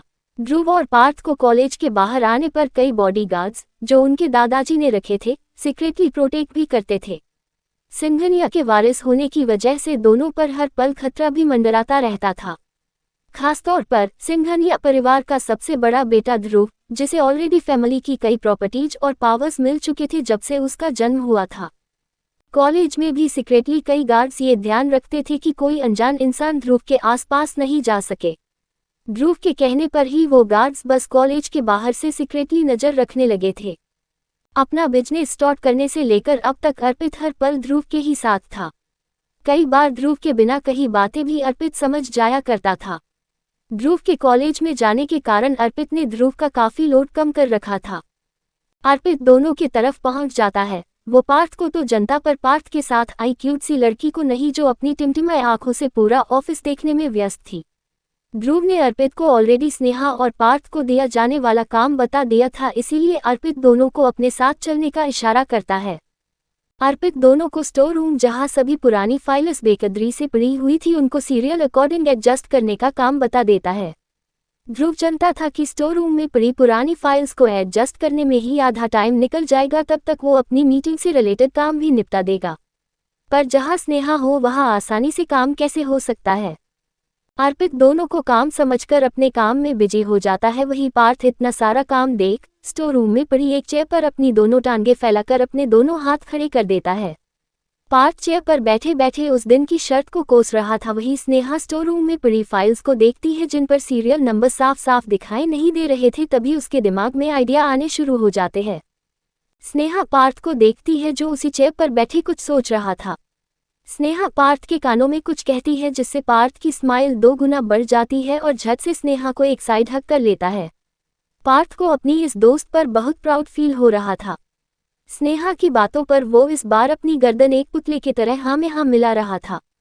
काम से बचने के लिए अब वो स्नेहा की हर बात मानने के लिए भी तैयार था। वहीं दूसरी तरफ ध्रुव अपने केबिन की तरफ जा रहा था, लेकिन सभी एम्प्लॉयज को अपना सिर नीचे करे खुसुर फुसर करते देखता है। ध्रुव इग्नोर करके अपने केबिन में चला जाता है जहां ऑलरेडी क्लाइंट्स ध्रुव का इंतजार कर रहे थे। लेकिन सभी की नज़र जब ध्रुव के पैरों की तरफ जाती है तो सब एक दूसरे का मुंह देखने लगते हैं। ध्रुव से कुछ कहने की तो किसी में भी हिम्मत नहीं थी। ध्रुव जब सबकी नज़रों का पीछा करते हुए अपने पैरों के तरफ देखता है तो उसे एहसास होता है कि पहली बार स्नेहा की वजह से उसने सेम कलर के अलग अलग जूते पहन रखे थे। दरअसल ध्रुव के पास सेम कलर के कई फुटवियर्स थे जो उसके सर्वेंट्स उसके शूज रैक वाले कपबोर्ड में अच्छे से लगाकर रखते थे, पर स्नेहा को जो समझ में आया होगा उसने वैसे रख दिए और ध्रुव भी जल्दी जल्दी रेडी होने के चक्कर में ये ध्यान नहीं दे पाया कि दोनों पैरों में सेम कलर पर अलग अलग फुटवियर हो चुके हैं। ध्रुव अपने मन में स्नेहा की हरकतों के लिए खुद को ही थोड़ी डांट लगाता है कि आखिर उसने ऐसी पनिशमेंट ही क्यों दी जिसमें ध्रुव को ही उल्टा नुकसान हो रहा हो। ये लड़की ध्रुव को किसी न किसी बात पर हमेशा तंग कर ही देती थी। ध्रुव सोचता है कि स्नेहा को बाद में डांट लगाएगा, पर अभी आज का काम निपटा ले। एक गहरी सांस लेकर वो अभी उन क्लाइंट से आगे का डिस्कशन करने के लिए कह देता है। अभी कुछ देर ही हुई होगी कि उसके केबिन का कोई डोर खटखटाता है। ध्रुव जैसे ही कम इन कहता है वैसे ही स्नेहा और पार्थ अपने अपने हाथों में कई फाइल्स लाकर उसके टेबल पर रख देते हैं। इससे पहले ध्रुव स्नेहा को कुछ कहता स्नेहा तपाक से बोल पड़ती है, सर मैंने इन फाइलों को अच्छे से देखा पर इनमें कोई सीरियल नंबर है ही नहीं। अगर मुझसे इस बार गलती हो गई तो आप फिर कहेंगे मैंने कोई शैतानी करी होगी। स्नेहा ये बात कहकर बड़ी प्यारी शक्ल बनाकर ध्रुव को ऐसे देख रही थी जैसे उसे इस काम के गलत न होने की कितनी चिंता होगी। वही ध्रुव जो अभी क्लाइंट से डिस्कशन कर रहा था वो ये इंप्रेशन नहीं देना चाह रहा था कि उसकी कंपनी में बॉस एम्प्लॉय की बातों को इग्नोर कर देते हैं। ध्रुव जिसे आमतौर पर प्रॉब्लम सॉल्वर भी कहा जाता था उसे ना चाहकर भी स्नेहा की फाइलों में खुद ही नंबरिंग करनी पड़ी। इसके बाद वो स्नेहा को पार्थ को जाने का इशारा कर देता है। ये 2 कार्टून बस उसे हर बार किसी न किसी बहाने से तंग किए जा रहे थे। ध्रुव ने सोचा था स्टोर रूम में काम करके शायद स्नेहा दोबारा गलतियां नहीं करेगी, पर ये काम देना उसी पर भारी पड़ा। ध्रुव को लगता था कि शायद अब स्नेहा उसे डिस्टर्ब नहीं करेगी, पर यह उसकी भूल थी क्योंकि हर 15 मिनट पर फिर से उसके केबिन में स्नेहा और पार्थ आने लगे अपने हाथों में फाइल्स लिए, हर बार फाइलों में कोई ना कोई कमी बताकर। ध्रुव अपने दांत पीसते हुए उन्हें दोबारा उसे नहीं डिस्टर्ब करने का कह देता है। ध्रुव अपने मन में कहता है, किन बेवकूफ़ों को वो पनिशमेंट देने चला था, ये तो उसी को परेशान करने में लगे हुए थे। ध्रुव का काम डिले पर डिले हुआ जा रहा था, साथ ही उसे उन दोनों पर गुस्सा भी आ रहा था। एट लास्ट ध्रुव को उन्हें पनिशमेंट से रिहा करना पड़ता है क्योंकि पनिशमेंट तो उसी पे भारी पड़ रही थी। ध्रुव खड़े होकर अपने केबिन से बाहर जाकर उनसे कहता है, तुम दोनों अब दोबारा मेरे सामने नजर नहीं आने चाहिए। स्नेहा एक मासूम सी शक्ल बनाकर कहता है, पर सर आपका काम में मदद भी तो करनी है, हम नहीं चाहते हमारी वजह से आपका कोई भी नुकसान हो। ध्रुव एक नज़र उस मासूम सी दिखने वाली लड़की की नौटंकी देखता है और अपने मन में सोचता है, अगर अब मैंने इन्हें अपने ऑफिस में कोई काम दिया तो पता नहीं सुबह मेरे फुटवियर्स के अदला बदला की तरह कुछ गड़बड़ ना कर दे। ध्रुव आखिर में कह ही देता है, तुम्हारी पनिशमेंट खत्म हो गई है, ये काम तुम्हारे सिर के ऊपर का है। अब बिना मुझे डिस्टर्ब करे दोनों अपने हॉस्टल चले जाओ। स्नेहा और पार्थ को जो ध्रुव से सुनना था वो आखिर में उसने सुन ही लिया था। दोनों जल्दी से अपनी गर्दन हाँ में हिलाकर ध्रुव की बात झट से मान लेते हैं।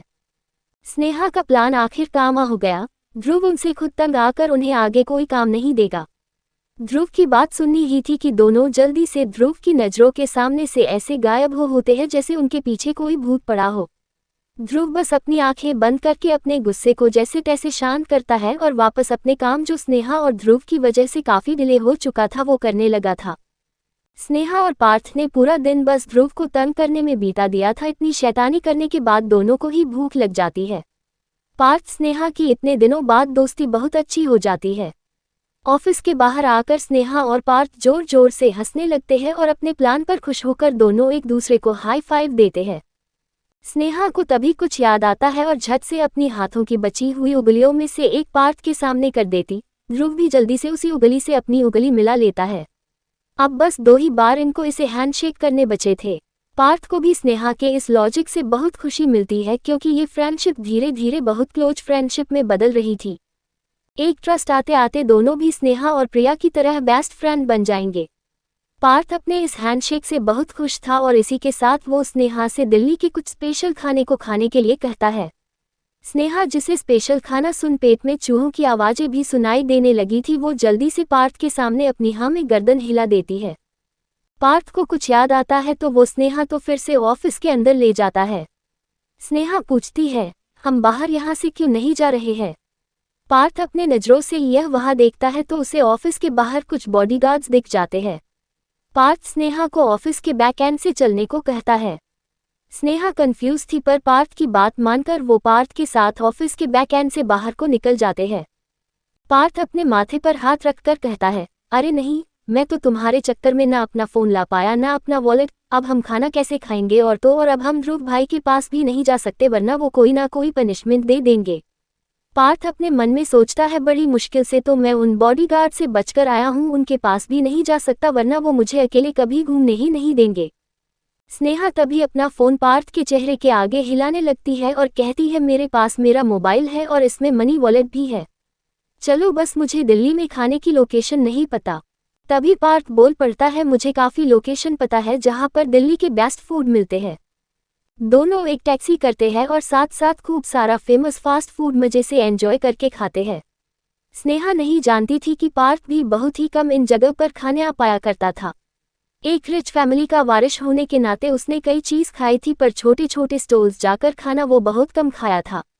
हर बार कई बॉडीगार्ड जो उसके खाने से पहले स्टॉल्स से सभी भीड़ कम कर देते थे, अकेला पार्थ मन मारकर ही खाता था या अपने दोस्तों सनी और बनी से फास्ट फूड कॉलेज में ही मंगवा लिया करता था। स्नेहा को गोलगप्पे का एक ठेला दिखता है तो वो पार्थ को खींचकर उस तरफ ले जाती है। स्नेहा काम स्पाइसी कहकर बड़े मजे से गोलगप्पे के चटकारे ले रही थी, वही पार्थ भी स्नेहा का खाने में साथ दे रहा था। दोनों बातें करते कि सारा खाना खा चुके थे। पार्थ को कुछ याद आता है तो वह स्नेहा से पूछता है, क्या तुम्हारी रूममेट हैरी पॉटर वाली लड़की अपने घर चली गई? जिस पर स्नेहा जो अब तक खुश लग रही थी, अचानक उसका चेहरा लटक जाता है। स्नेहा एक उदासी भरी आवाज में कहती है, हाँ वो आज ही अपने घर चली गई। पार्थ स्नेहा का लटका चेहरा देखकर पूछता है, तुम इतना क्यों उदास हो रही हो? कुछ दिन बाद तो वो ही जाएगी। स्नेहा पार्थ से काफी कंफर्टेबल हो चुकी थी, इसीलिए वह कह देती है कि उसे अकेले रूम में अच्छा नहीं लगता।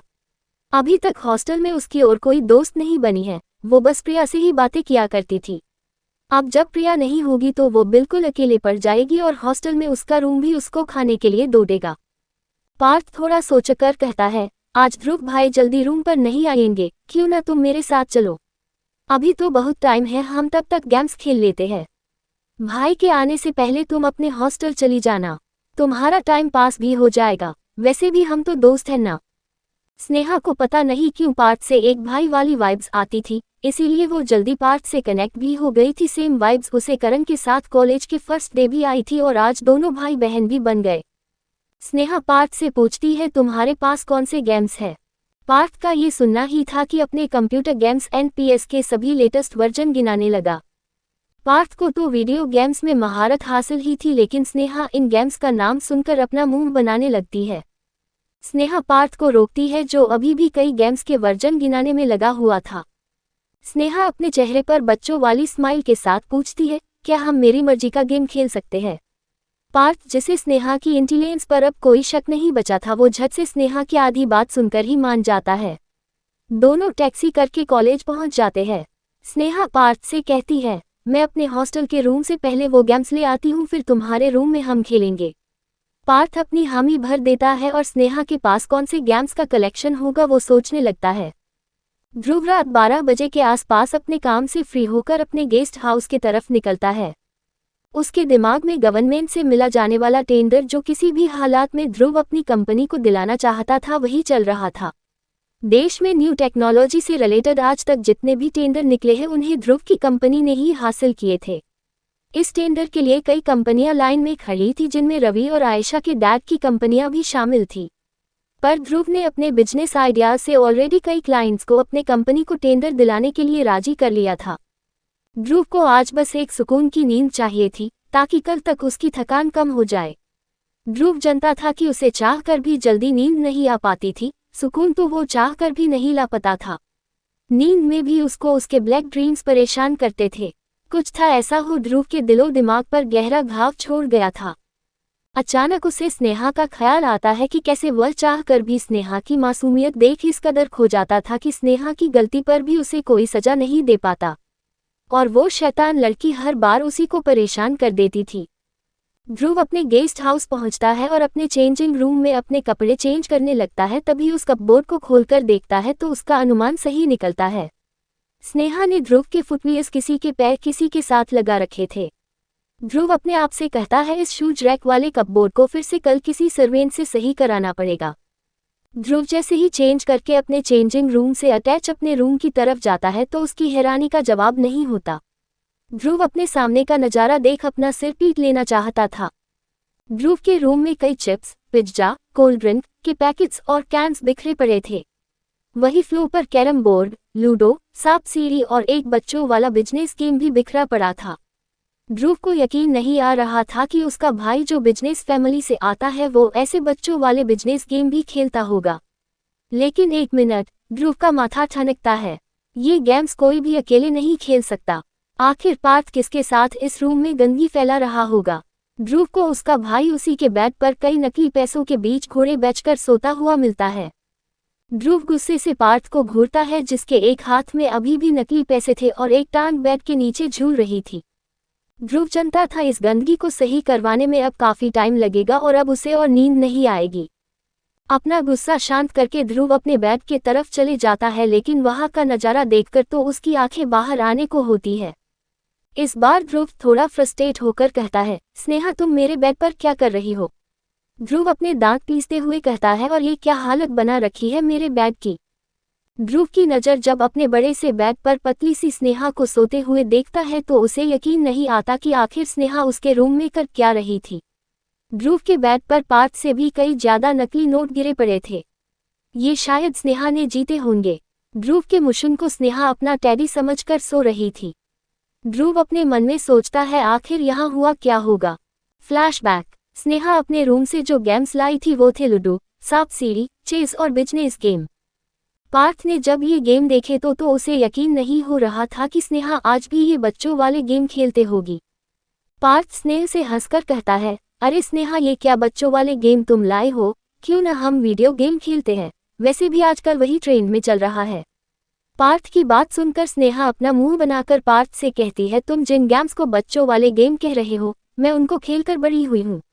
आज भी हॉस्टल में मैं और प्रिया अपना टाइम पास तुम लोगों के तरह मोबाइल चलाकर नहीं करते बल्कि अपने बचपन की यादों भरे इन गेम्स को खेलकर करते हैं। तुमने शायद ये खेले भी नहीं होंगे, जो सरासर सच थे।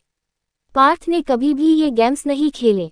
बचपन से ध्रुव बोर्डिंग स्कूल में पढ़ता था, वही पार्थ अपनी मॉम को छोड़कर बोर्डिंग स्कूल में नहीं जाना चाहता था, इसीलिए उसने अपनी स्कूलिंग दिल्ली के ही बेस्ट स्कूल से की थी जहां पर उसके बचपन से बस 2 से 3 ही दोस्त बने थे। सभी हाई फाइव फैमिली के थे, इसीलिए लूडो और सांप सीढ़ी तो पार्थ ने कभी देखे भी नहीं थे। वो बस इतना जानता था कि ये भी गेम होते हैं। स्नेहा बड़े स्टाइल मारकर पार्थ से कहती है, रहने देते हैं, ये गेम में लक के साथ साथ दिमाग भी लगाना होता है। मुझे नहीं लगता तुम मेरे आगे 1 मिनट भी टिक पाओगे। स्नेहा एक तंज भरे अंदाज में ताना मारते हुए अपने हॉस्टल को जाने को होती है। पार्थ को स्नेहा का तंज उसके गेमिंग जीनियस वाले दिमाग में एक तीर की तरह चुभ रहा था।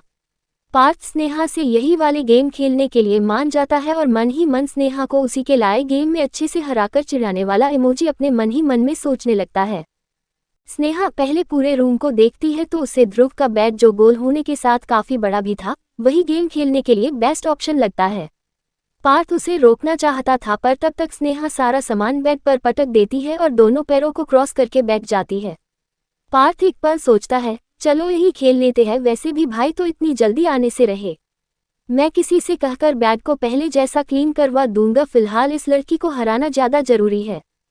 स्नेहा सबसे पहले सांप सीढ़ी खेलने से शुरुआत करती है। पार्थ को एक बार अच्छे से रूल्स समझकर दोनों गेम स्टार्ट करते हैं। इस गेम में आए पासे किस्मत पर ज्यादा सटीक बैठते हैं। जब भी कोई सांप पार्थ की गोटी को कटकर कुछ कदम पीछे कर देता था वो बिल्कुल बच्चों की तरह हरकतें करने लगता था। पार्थ इतना ज्यादा इस गेम में एंजॉय कर रहा था जैसे पहली बार खेलता एक बच्चा करता है। अपनी जीत के बेहद करीब पार्थ जब अपनी लास्ट चाल चलता है तो जीतने के बजाय सीधा आखिरी सांप के काटने के वजह से पहली लाइन पर आ जाता है जहां से गेम की स्टार्टिंग हुई थी। पार्थ रोदलू शक्ल बनाकर स्नेहा से कहता है, क्या इस सांप को यहीं पर होना था, मैं बस जीतने ही वाला था। पार्थ अपना मुंह लटकाए हुए बैठा था क्योंकि पहली बार ये गेम खेलने पर भी वो स्नेहा से काफी आगे चल रहा था। हर बार सीढ़ी ही उसे मिल रही थी पर लास्ट में उसे सांप ने सीधा नीचे पहुंचा दिया था। पार्थ की शक्ल देखकर पहले तो स्नेहा ठहाके मारकर हंसती है क्योंकि जब जब पार्थ को सीढ़ियां मिलती थी तो वो स्नेहा को बहुत चिढ़ाता था। अब नीचे पहुंचने पर मुंह लटका रहा था। स्नेहा कहती है, अरे तुम इस सांप को इतना क्यों सुना रहे हो, देखो ये सांप सीढ़ी का गेम भी लाइफ की तरह होता है, कब सीधी मिले कब हडल्स हमें पता नहीं होता, इसीलिए जब तक जीत नहीं जाते ख्याली पुलाव नहीं बनाया करते। पार्थ स्नेहा के लाए इस गेम से मुंह बनाकर बैठा था पर स्नेहा की कही बात सुनकर पार्थ को स्नेहा की बात में अपने भाई की झलक दिखती है। ध्रुव भी इसी तरह सोचा करता था। पार्थ स्नेहा से अगला गेम खेलने को कहता है। अब पूरे घर में पार्थ के स्नेहा को चिढ़ाने की ही आवाज आ रही थी। लूडो में पार्थ अनबीटेबल चैंपियन की तरह निखर कर आ रहा था। गेस्ट हाउस में काम करते सर्वेंट्स को यकीन नहीं आ रहा था कि उनके पार्थ बाबा ऐसे कब से बच्चों की तरह अपनी छोटी छोटी जीत पर चिल्लाया करते थे। कई सर्वेंट्स ध्रुव और पार्थ के घर के भी थे, उन्होंने पहले कभी भी इस तरह पार्थ को खिलखिला कर खेलते हुए नहीं देखा था। पार्थ के पासे हर बार स्नेहा की गोटियों को काटने के लिए तैयार थे। पार्थ चिड़ा चिड़ाकर स्नेहा की गोटियों को काटने में लगा हुआ था।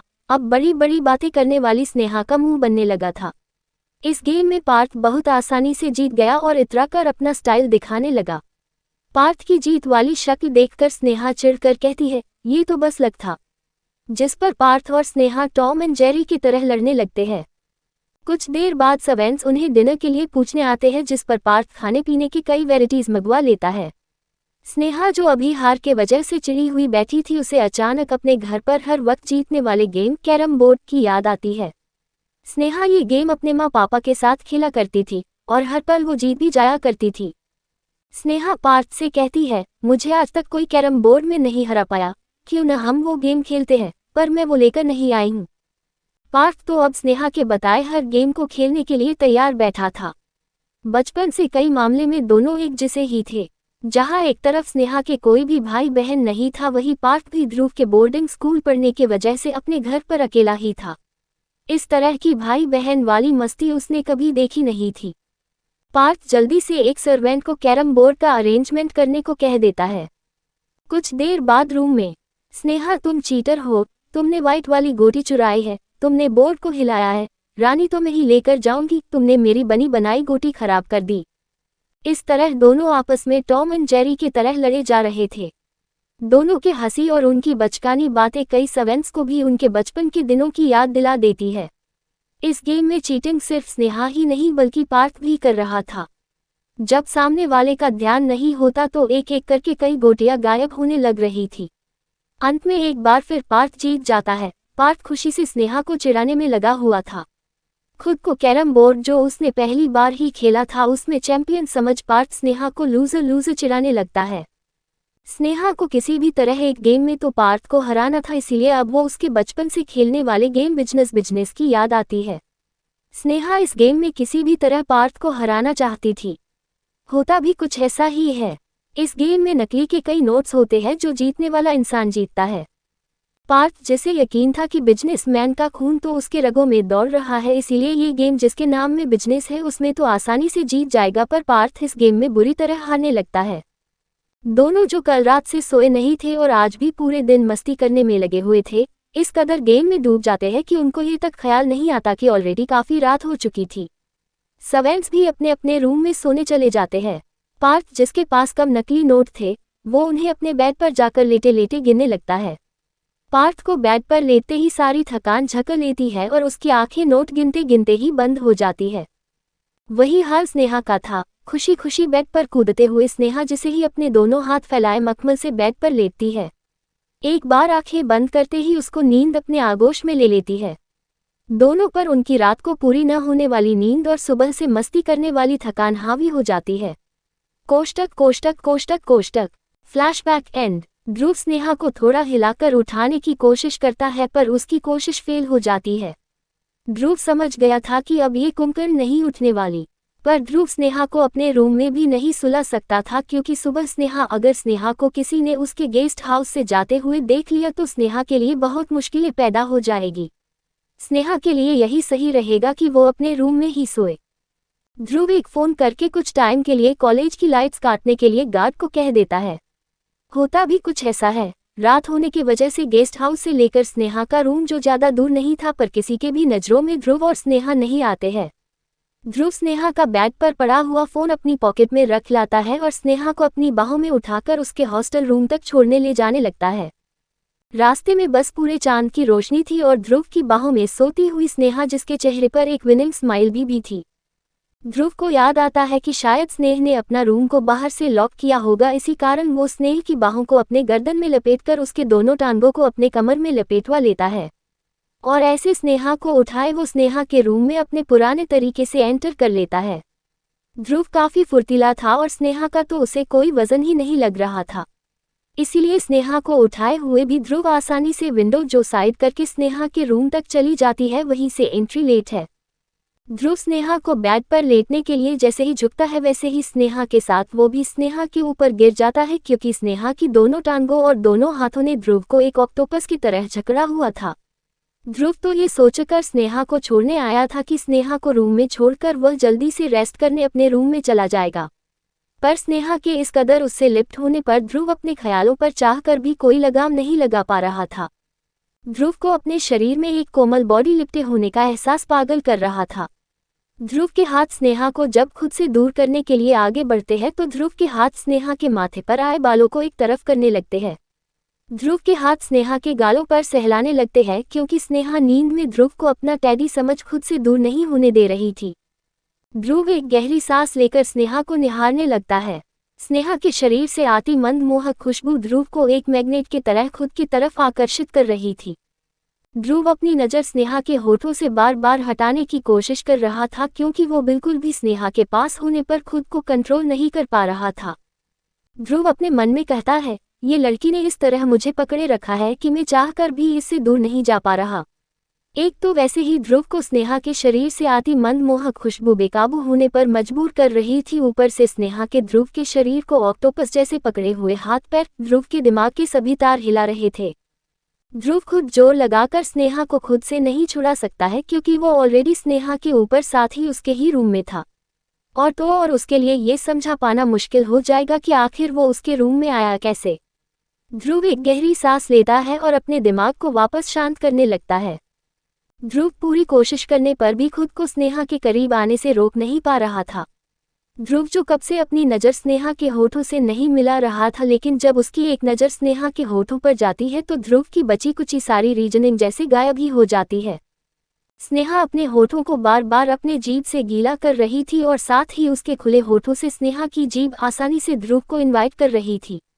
ये अदाएं एक आदमी को आसानी से सिड्यूस कर सकती थी। स्नेहा ना चाहकर भी किस हद तक ध्रुव अपने नींद में ही परेशान करने लगी थी ये स्नेहा भी नहीं जानती थी।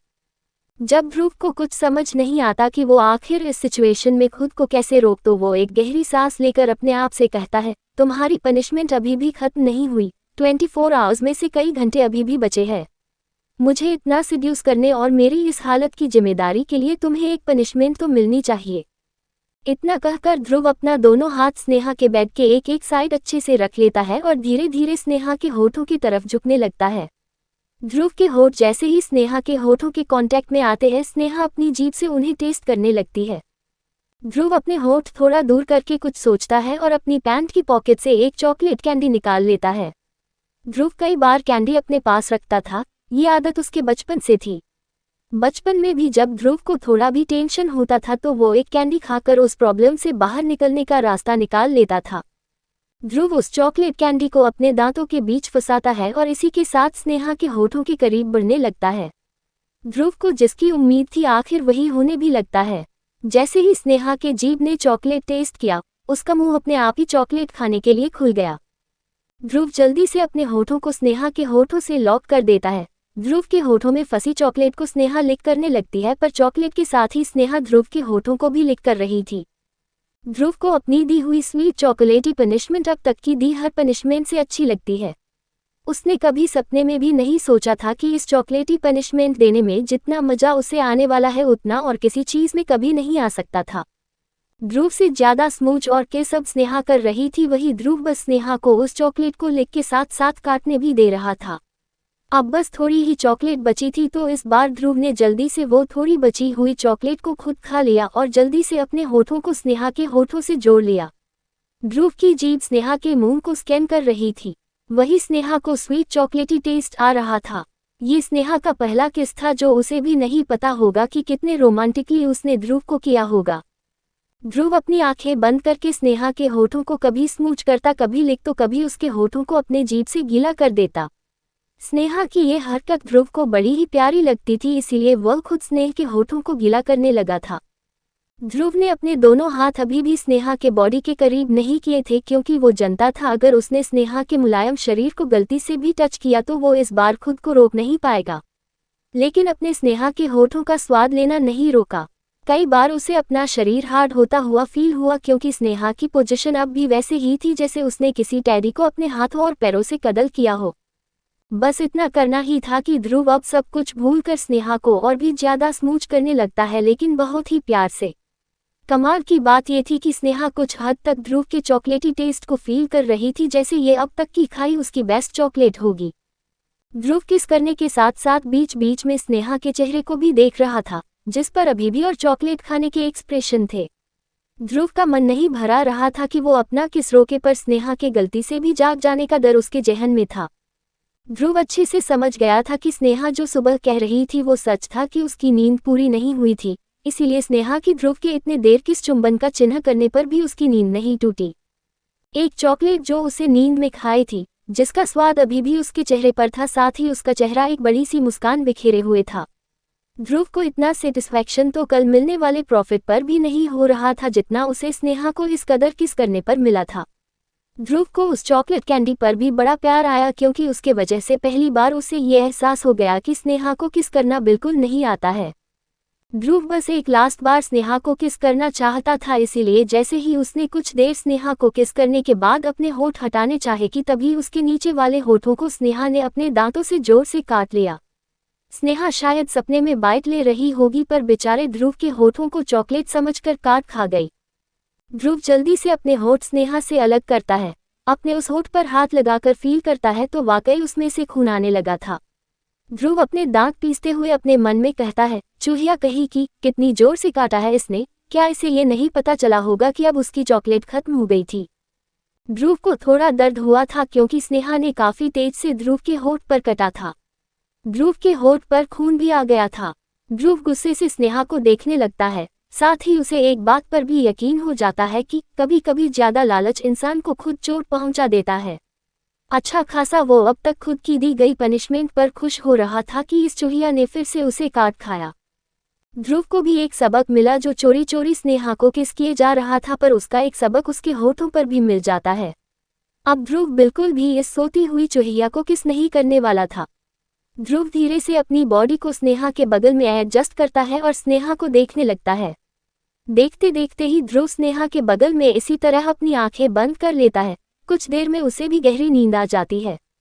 ध्रुव की आंख स्नेहा के 5 बजे वाले मोबाइल अलार्म से खुलती है। अलार्म एक वाइब्रेटर वाला था जिसे अपने बेड पर रखने से सोते हुए इंसान को उसे बंद करना ही पड़ता है, वरना वाइब्रेशन की स्पीड काफी बढ़ जाती थी। एक वाइब्रेशन के बाद हर मिनट पर वाइब्रेशन की रफ्तार और फ्रीक्वेंसी बढ़ने लगती थी।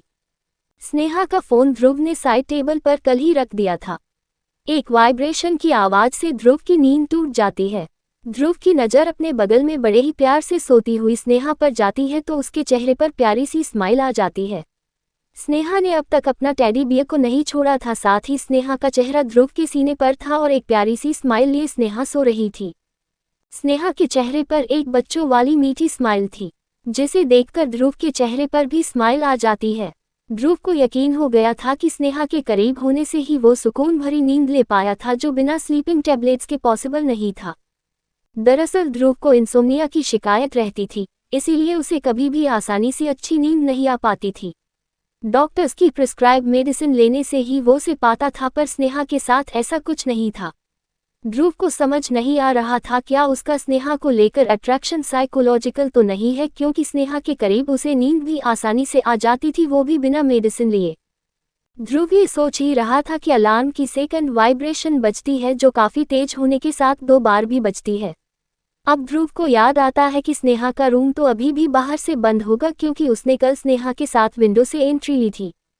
ध्रुव जल्दी से स्नेहा के हाथ अपनी कमर से हटाता है, साथ ही स्नेहा का शरीर जो आधे से ज्यादा ध्रुव पर ही लेटा हुआ था उसे खुद से दूर करता है। जल्दी से खड़े होकर ध्रुव उस अलार्म को बिल्कुल ऑफ कर देता है। ध्रुव को स्नेहा के मोबाइल वॉलपेपर पर 3 लोगों को हंसती मुस्कुराती तस्वीर दिखती है। तस्वीर जिसमें स्नेहा के दोनों गालों पर एक एक तरफ से आदमी और एक औरत किस कर रहे थे और स्नेहा अपनी आंखें बंद करे मुस्कुरा रही थी।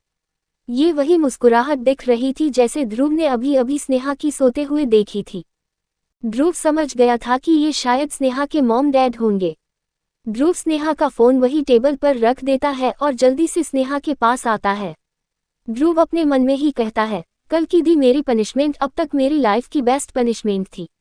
ये पनिशमेंट शायद तुम्हें पता भी नहीं चली होगी। ध्रुव ये सोचते हुए स्नेहा के करीब उसका रियल वाला टेडी बियर कर देता है और खुद स्नेहा को उस टेडी बियर के नज़दीक अच्छे से सुला देता है। ध्रुव को अचानक याद आता है कि स्नेहा के रूम का दरवाजा तो बंद होगा। हॉस्टल के सभी दरवाजे डोर की लगाकर ही खोले जाते थे, जिन्हें चाहे अंदर से खोलो चाहे बाहर से, ताकि अगर कोई अंदर सो भी रहा हो तो दूसरा रूममेट अपनी की लगाकर बाहर से डोर खोल सके। ध्रुव को तभी ख्याल आता है, इस रूम की। अचानक ध्रुव की नज़र स्नेहा के ट्राउजर पर जाती है। ध्रुव स्नेहा के ट्राउजर के पॉकेट में अपने हाथ डालकर रूम की निकालने की सोचता है, पर ये करते वक्त ध्रुव के हाथ हल्के से झिझक जरूर रहे थे, क्योंकि स्नेहा ने हल्के मटेरियल का ट्राउजर पहना हुआ था, साथ ही उस ट्राउजर की पॉकेट काफी फैली हुई थी। ध्रुव जैसे ही अपना हाथ स्नेहा के ट्राउजर में डालता है, ध्रुव के दूसरे हाथ की मुट्ठी अपने आप ही कस जाती है। ध्रुव को स्नेहा के ट्राउजर की पॉकेट से भी ये फील हो जाता है कि स्नेहा का शरीर कितना मुलायम और कितना गर्म है।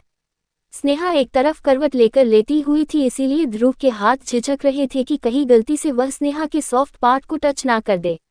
ध्रुव ने अपनी आंखें बंद कर ली थी, क्योंकि वह चाहकर भी स्नेहा के उस पोजीशन को नहीं देखना चाहता था। कहीं गलती से ध्रुव का ट्रैक गलत डायरेक्शन में चला गया तो वह कैसे रोकेगा खुद को। ध्रुव अपनी सांस थामे अपना थूक गटक कर जल्दी से की को निकालना चाहता था। धीरे धीरे हाथों को आगे बढ़ाने पर उसे गर्म स्किन के साथ कुछ ठंडा फील होता है। बस वही तो ध्रुव को चाहिए था। ध्रुव जल्दी से उस ठंडी चीज यानी की को निकाल लेता है। एक गहरी सांस लेकर ध्रुव अपने हाथों की तरफ देखता है, जो अभी अगर थोड़ा और आगे बढ़ते तो कुछ और भी टच कर चुके होते। ध्रुव एक नज़र स्नेहा की तरफ देखते हैं, जो अभी भी कुंभकर्ण वाली नींद ले रही थी। वही उस बेचारी को पता भी नहीं कि एक चोर उसकी की के साथ उसका फर्स्ट किस मार्क भी चुरा चुका है। ध्रुव थोड़ा झुककर एक लाइट सा किस स्नेहा के माथे पर करता है और बड़े प्यार से स्नेहा को देखते हुए कहता है, थैंक यू, क्योंकि वो इस बात को बिल्कुल नहीं नकार सकता था कि स्नेहा की वजह से ही वो बिना किसी मेडिसिन लिए आराम से सोया था। ध्रुव स्नेहा के रूम का दरवाजे को अंदर से अनलॉक कर देता है, साथ ही उसकी को स्नेहा के फोन के करीब टेबल पर रख देता है। इसी के साथ ध्रुव विंडो को स्लाइड करके स्नेहा के रूम से बाहर को चले जाता है। ध्रुव जाते हुए ये भूल जाता है कि सोते हुए कुंभकर्ण को उठाया कैसे जाता है, क्योंकि उसने स्नेहा का लगाया हुआ अलार्म तो खुद ऑफ कर दिया था, जिसे स्नेहा ने प्रिया के जाने के बाद हर 5 मिनट में बजने के लिए लगाया था। स्नेहा खुद से कभी उठ नहीं पाती थी, या तो वाइब्रेशन वाला अलार्म या कोई उसे जोर जोर से हिला डुलाकर उठाए। ध्रुव स्नेहा के रूम से बाहर निकलता है और सीधा अपने गेस्ट हाउस में चले जाता है। ध्रुव अपने रूम में ना जाकर अपने जिम में चला जाता है। ध्रुव को अपने पास से अभी भी स्नेहा की आती खुशबू महसूस होती है। आज ध्रुव का मूड बहुत अच्छा हो गया था। काफी देर एक्सरसाइज करने के बाद ध्रुव अपने रूम में ना जाकर सभी अपने काम अलग रूम में ही कर लेता है। पार्थ अभी भी सो रहा था, पर जल्दी ही एक सर्वेंट पार्थ को उठाने के लिए जैसे ही पार्थ के रूम में जाता है, उसकी आंखें फटी की फटी रह जाती है, क्योंकि पार्थ ने पूरे रूम में कचरा ऐसे फैला रखा था जैसे रात को कोई चोर चोरी छोड़कर खाने पीने और पूरे बेड पर नोटों की बारिश कर गया हो। सर्वेंट पार्थ को काफी मशक्कत के बाद आखिर उठा ही देता है। पार्थ नींद में ही अलसा रहा था, लेकिन जैसे ही उसके कानों में सर्वेंट की कही बात सुनाई पड़ती है तो उसके कान चौकन्ने हो जाते हैं, साथ ही उसकी आंखें फटाक से खुल भी जाती है। सर्वेंट कह रहा था, पार्थ बाबा ने इतना गंदा रूम कर रखा था, इसीलिए कल ध्रुव बाबा नहीं आए होंगे। पार्थ जल्दी से अपने बेड से खड़े होकर सर्वेंट से पूछता है, कल सही में ना, ध्रुव भाई ने इस रूम को नहीं देखा होगा। तभी सर्वेंट अपने दिमाग पे जोर डालकर कहता है, पार्थ बाबा, मैंने ध्रुव बाबा को कल नहीं देखा, और आज भी बाबा सुबह सुबह कल के कपड़ों में ही आए थे। अभी बाबा ने मुझे आपको उठाकर नाश्ता करने के लिए बुलाया है। सर्वेंट आगे पूछता है, कल जो आपके साथ आपकी फ्रेंड आई थी, वो किस वक्त चली गई थी? अगर ध्रुव सर ने ये देख लिया होता कि आप अपने साथ अपनी एक दोस्त को उनके रूम में गेम खिलाने के लिए लेकर आए थे, तो वो पता नहीं आगे क्या करेंगे। पार्थ को भी अचानक स्नेहा का ख्याल आता है। पार्थ अपने मन में सोचता है कि मैं तो कल अपने जीते हुए पैसे गिन रहा था, तब तक तो स्नेहा इसी रूम में थी। पार्थ एक गहरी सांस लेकर खुद ही की किस्मत पर नाज करता है, क्योंकि उसके हिसाब से कल तो पूरी रात उसका भाई अपने रूम में नहीं आया और ना ही उसे पता चला होगा कि उसके बेड पर मैंने और स्नेहा ने खूब सारे गेम भी खेले थे। पार्थ उस सर्वेंट को अपने रूम को क्लीन करने के लिए कह देता है और जल्दी से स्नेहा को फोन लगाने लगता है। पार्थ की कई कॉल्स जाती है पर उसे सामने से किसी का भी कोई रिप्लाई नहीं आता है। पार्थ फिर लास्ट कॉल करने का सोचता है। इस बार इत्तेफाक से स्नेहा की नींद भी टूट जाती है। स्नेहा अपनी आंखें मसले हुए अपने बेड से अपने टेबल की तरफ जाती है और बिना मोबाइल पर नाम देखे हेलो कौन कहने लगती है। पार्थ के कानों में जैसे ही स्नेहा की आवाज आती है, वो तुरंत अपने सवाल स्नेहा के सामने रख देता है। पार्थ नॉन स्टॉप स्नेहा से सवाल करने लगता है। पार्थ पूछता है, स्नेहा तुम कहाँ हो? क्या तुम अपने हॉस्टल में हो? स्नेहा तुम्हें मुझे बताकर भी तो जाना चाहिए था। अगर ध्रुव भाई ने देख लिया होता तो वो मुझे इस रूम में क्या इस गेस्ट हाउस से भगा देते। पार्थ खुद ही सवाल पूछ रहा था और खुद ही उनके जवाब अपने दिमाग से सुना रहा था। स्नेहा तो तब से ये सोचने में लगी हुई थी कि वो आखिर पार्थ के गेस्ट हाउस से अपने इस रूम में कैसे आई। स्नेहा पार्थ से बोलती है, अरे तुम चुप हो जाओ और पहले मुझे ये बताओ, मैं अपने रूम में कैसे और कब आई? मुझे कुछ याद कैसे नहीं आ रहा है। पार्थ की हंसी निकल जाती है और स्नेहा का मजाक उड़ाते हुए कहता है, अरे पागल लड़की, क्या तुम अभी भी नींद से जागी नहीं हो? तुम खुद अपने हॉस्टल रूम में गई होगी और कौन तुम्हें कोई गोंद में उठाकर ले जाएगा क्या? पार्थ आगे कहता है, मुझे तो खमखा इतना डर लग रहा था। अच्छा हुआ मेरे भाई ने इस रूम की हालत नहीं देखी, वरना मैं तो किसी काम का नहीं रहता। और तुमने ध्रुव भाई के बेड को किसी भी एंगल से उनके सोने के लिए नहीं छोड़ा था। उनके पूरे बेड पर तुमने लूडो और कैरम की गोटियां गिरा रखी थी, साथ ही उनके बेड पर बेडशीट की जगह बस पैसे ही पैसे दिख रहे हैं। स्नेहा जो अभी भी अपने सिर को खुजलाते हुए सोच रही थी कि वो कब अपने हॉस्टल में आई थी, उसे कुछ कल का याद क्यों नहीं आ रहा। माना उसके हॉस्टल का रूम और पार्थ के गेस्ट हाउस की दूरी काफी कम थी, पर अगर वो चलकर भी आई होती तो उसे कुछ याद क्यों नहीं आ रहा। स्नेहा देखती है कि पार्थ अभी भी फोन पर कुछ न कुछ कहकर उसे सुनाए जा रहा था। तभी स्नेहा भी थोड़ा चिढ़कर पार्थ से कहती है, तुम कितने कड़वे इंसान हो, खुद कल हारने पर सारी गोटियां बेड पर गिरा रहे थे, ऊपर से सारा इल्जाम मुझ पर लगा रहे हो। तभी पार्थ, जिसे खुद के लिए कड़वा सुनना बिल्कुल पसंद नहीं आया था, वो भी स्नेहा को कहता है, तो तुम कौन सा बहुत मीठी हो, अपनी हार मानने के लिए तैयार भी नहीं हो रही थी। और तो और कैरम की कितनी गोटियां तुमने उस पिलो के नीचे छुपा कर रखी थी, मुझे अभी सब दिख रही है। दरअसल पार्थ स्नेहा से बातें करते करते ध्रुव के बेड के तरफ आ गया था। इसी दौरान उसे पिलो के नीचे छुपाई गई कुछ कैरम की काली सफेद गोटियां मिल जाती है, जो स्नेहा ने कल चीटिंग से चोरी करी होंगी। स्नेहा अपनी जीभ अपने होठों पर फिराती है तो उसे बहुत मीठा मीठा सा टेस्ट आता है। स्नेहा झट से पार्थ से कहती है, हाँ मैं तो बहुत मीठी हूँ, इतना कि सुबह सुबह भी मुझे अपने मुंह में मीठा सा टेस्ट लगता है। पार्थ के पल्ले स्नेहा की ये बात नहीं लगती, वो कंफ्यूजन में अपना माथा खुजाता है। जब उसे कुछ समझ नहीं आता तो वो स्नेहा को कॉलेज क्लास में मिलने का बोल देता है। इसके बाद स्नेहा और पार्थ दोनों अपना डेली मॉर्निंग रूटीन का काम करने लगते हैं। स्नेहा को अपने बेड पर मोबाइल के साथ अपनी की भी दिखती है तो उसे लगने लगता है कि शायद वो कल बहुत ज़्यादा थक गई होगी कि कहीं नींद में चलकर तो अपने रूम तक नहीं पहुंच गई होगी। अपना ज़्यादा दिमाग वेस्ट न करते हुए स्नेहा हॉस्टल मेस से अपना ब्रेकफास्ट खत्म कर कॉलेज क्लास में जाने के लिए निकल पड़ती है। वहीं दूसरी तरफ पार्थ भी फोन करने के बाद जल्दी से कॉलेज के लिए रेडी होकर ब्रेकफास्ट के लिए डाइनिंग टेबल की तरफ जाने लगता है। ध्रुव भी अपनी चेयर पर ब्रेकफास्ट कर रहा था। उसको देखकर पार्थ थोड़ा डर रहा था कि अगर ध्रुव भाई ने उससे कोई सवाल कर लिया तो वो उनका क्या जवाब देगा। जैसे ही पार्थ की नज़र ध्रुव के होठों की तरफ जाती है तो पार्थ झट से पूछ लेता है, भाई ये आपके होठों पर क्या हुआ है? क्या किसी कीड़े ने काट लिया है? ध्रुव को तभी स्नेहा का उसे बाइट करना याद आता है, इसीलिए चिढ़कर जवाब देता है, हाँ एक छोटी सी चूहिया थी, उसने काट लिया था। पार्थ अभी सोच ही रहा था कि कोई चूहिया कैसे ध्रुव पर चढ़कर काट सकती है, तभी उसे सामने से आता हुआ करण दिखता है। ब्रेकफास्ट के टाइम पर ध्रुव के गेस्ट हाउस में करण भी आ धमकता है। करण जानता था आज का ध्रुव के लिए इम्पोर्टेंट दिन था, इसीलिए खुद उसके साथ उसी के ऑफिस चलने के लिए आ जाता है। करण जैसे ही डाइनिंग चेयर पर बैठता है उसकी नज़र भी ध्रुव के होठों पर जाती है। करण भी सेम सवाल ध्रुव से कहता है कि उसके होठों पर आखिर किसने काट लिया। ध्रुव थोड़ा अनोए हो रहा था, इसीलिए उन दोनों को जल्दी जल्दी ब्रेकफास्ट करने को कह देता है। ध्रुव के कानों में तभी स्नेहा का नाम सुनाई देता है। ध्रुव के हाथ में स्पून था जो वही अपनी जगह रुक जाते हैं। ध्रुव सुनता है कि करण पार्थ से स्नेहा का काफी जिक्र कर रहा था। पार्थ भी फ्लो में करण को हर चीजें बताने में लग जाता है।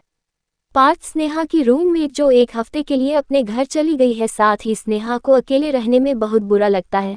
कल स्नेहा थोड़ा उदास भी हो गई थी जब उसे अकेले रूम में होने का ख्याल आया था, ये सब बता देता है। पार्थ ये तक भूल जाता है कि अभी एक डेविल उसके सामने ही बैठा है। पार्थ अपनी और स्नेहा की कल की सारी मस्ती बता रहा था, ये तक कि कल उसने लूडो, सांप सीढ़ी और कैरम बोर्ड गेम में स्नेहा को बहुत बुरी तरह हर दिया था। पार्थ जानता था कि स्नेहा तो यहाँ है नहीं जो उसकी बातों को सारे से रिजेक्ट कर दे, इसीलिए अपनी वाहवाही में बड़ी बड़ी डींगे मरने लगा था। अभी पार्थ ये बताने ही जा रहा था कि स्नेहा कल उसके रूम में ध्रुव के बेड पर ही खेल रही थी कि उसे अचानक जोर जोर से खांसी आने लगती है। जल्दी से एक ग्लास पानी पीकर अपने बातों को कंट्रोल में लाता है। अब बस तोल मोल कर कारण से बातें करने लगता है। ध्रुव की तरफ तो उसको देखने की हिम्मत नहीं होती, पर पता नहीं क्यों उसे ध्रुव की तरफ से एक कोल्ड ऑरा सा फील होने लगता है। तीनों ब्रेकफास्ट करके बाहर निकलते हैं तो करण कहता है, ध्रुव क्या कुछ देर रुक सकता है, मैं अपनी कटिपी से थोड़ी देर मिल लूं। उसकी फ्रेंड भी अपने होम टाउन चली गई है तो कहीं उसे अकेलापन न फील होता हो। इतने में करण स्नेहा को फोन करके कॉलेज के एंट्रेंस की तरफ ही बुला लेता है। स्नेहा भी उसी समय अपने हॉस्टल रूम से निकल रही थी, इसीलिए जल्दी से वो करण के बताए जगह पर पहुंच जाती है। स्नेहा को एक पिंक कलर के क्यूट से आउटफिट में आते देखकर करण उसके दोनों गाल खींच लेता है। स्नेहा लग ही इतनी प्यारी रही थी, पिंक कलर का टॉप, व्हाइट कलर का कार्गो, साथ ही पिंक एंड व्हाइट कलर के कैनवास शूज, साथ ही एक हाई पोनी टेल जो भागते हुए इधर उधर हिल रही थी।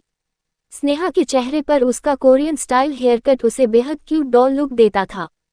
स्नेहा अपनी नज़र इधर उधर करके देखती है तो करण के साथ पार्थ और ध्रुव भी खड़ा था।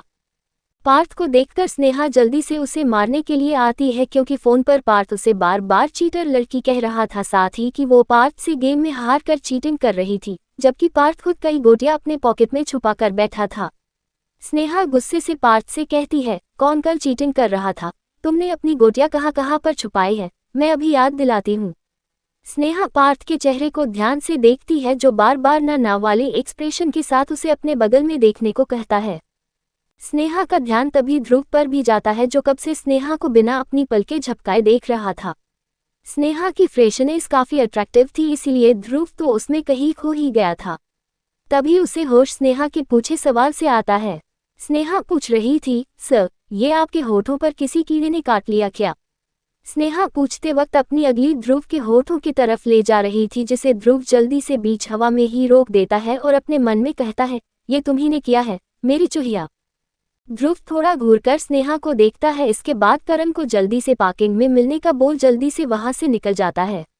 करण भी जल्दी से स्नेहा को एक हक करके बाद में अच्छे से मिलकर ढेर सारी बातें करना का कहकर ध्रुव के पीछे पीछे चले जाता है। स्नेहा और पार्थ भी अपने क्लासेस के लिए निकल जाते हैं। ऐसे ही काफी दिन गुजर जाते हैं। स्नेहा का मन कॉलेज में तो काफी लगा रहता था, क्योंकि कॉलेज में क्लासेज, मस्ती और पार्थ भी उसे एंटरटेन करता रहता था, पर जब भी वो अपने रूम में आती थी उसे काफी अकेलापन महसूस होता था। अपने माँ पापा से भी वो घंटों बातें नहीं कर सकती थी, लेकिन स्नेहा को रात में काफी अच्छी नींद आती थी। कई बार सुबह उसे अपने मुंह का स्वाद काफी मीठा मीठा लगता था। रात में अपने सॉफ्ट से टेडी बियर के साथ चिपक कर सोने वाली लड़की को ये नहीं पता था कि उसका सॉफ्ट सा टेडी बियर रात में हार्ड टेडी बियर हो जाता था। जब से ध्रुव को पता चला था कि स्नेहा को अकेले रहना नहीं पसंद था, साथ ही वो अपने माँ पापा को डेली मिस करके उदास होने लगती है, तब से ध्रुव हर रात स्नेहा को अपने बाहों में लेकर सोता था। कई बार ध्रुव घंटों तक स्नेहा को सोते हुए ही देखता रहता था। पार्थ ने जब बताया था कि स्नेहा शायद उदास भी होने लगी हो अकेले रहने पर, तब से ध्रुव खुद को उसके पास आने से रोक ही नहीं पाता था। ध्रुव को स्नेहा नींद में भी का उदास चेहरा नहीं पसंद आता था, इसीलिए वो खुद उसे अपने मुंह से स्वीट चॉकलेट खिला देता था। साथ ही अपना मन करने पर स्नेहा के साथ ही उस चॉकलेट को शेयर भी कर लेता था। ध्रुव को स्नेहा की खुशबू की आदत हो गई थी, इसीलिए उसके चेहरे पर कई दिनों से रूड एक्सप्रेशन की जगह एक शांत एक्सप्रेशन दिखने लगे थे। ध्रुव जब से स्नेहा के साथ सोने लगा था तब से उसने कोई भी स्लीपिंग मेडिसिन नहीं खाई थी। पार्थ नहीं जानता था कि उसका भाई रात में ही सोने अपने रूम में नहीं आया करता था, उसको तो ध्रुव हमेशा बस मॉर्निंग में ब्रेकफास्ट टेबल पर ही नजर आता था। प्रिया डेली स्नेहा को कॉल कर लिया करती थी, साथ ही अपनी ढेर सारी फोटोज भी स्नेहा को भेजती रहती थी। हर दिन क्या किया प्रिया को स्नेहा बताती रहती थी। स्नेहा की मायूस शक्ल देख करण भी उसका काफी टाइम पास कर लेता था। करण जानता था कि स्नेहा पहली बार अपने घर से दूर आई है, और जो लड़की कभी अपने माँ पापा से दूर नहीं रही, अकेले रूम में उसके दोस्त न रहने पर जरूर अपने घर को मिस करती होगी। रक्षाबंधन से एक दिन पहले स्नेहा प्रिया फोन पर ही बात कर रहे थे, तभी स्नेहा प्रिया से कहती है, अरे कल तो रक्षाबंधन है। स्नेहा प्रिया से पूछती है, प्रिया कल तो रक्षाबंधन है, यश को मेरी राखी बांध देना। मैं बहुत मिस कर रही हूँ, काश घर पर होती, हम सब कितनी मस्ती करा करते थे न इस दिन। स्नेहा की थोड़ी इमोशनल बातें सुनकर प्रिया उसे प्यार से समझती है, साथ ही जल्दी से वापस आने का भी बता देती है। आज रात ध्रुव जब स्नेहा के रूम में आया था तो उसको बहुत टाइटली हग करके लेटा रहता है। ध्रुव पूरी रात सो नहीं पाता, बहुत कुछ था जो दिमाग में चल रहा था। आज रात ध्रुव को बस स्नेहा को अपने बाहों में लेने का मन था। आज ध्रुव की आंखों में एक उदासी के साथ सूनापन भी था। ध्रुव अपने एक बाह में स्नेहा को समेट लेता है। पूरी रात ध्रुव बस स्नेहा को देखते देखते ही निकाल देता है।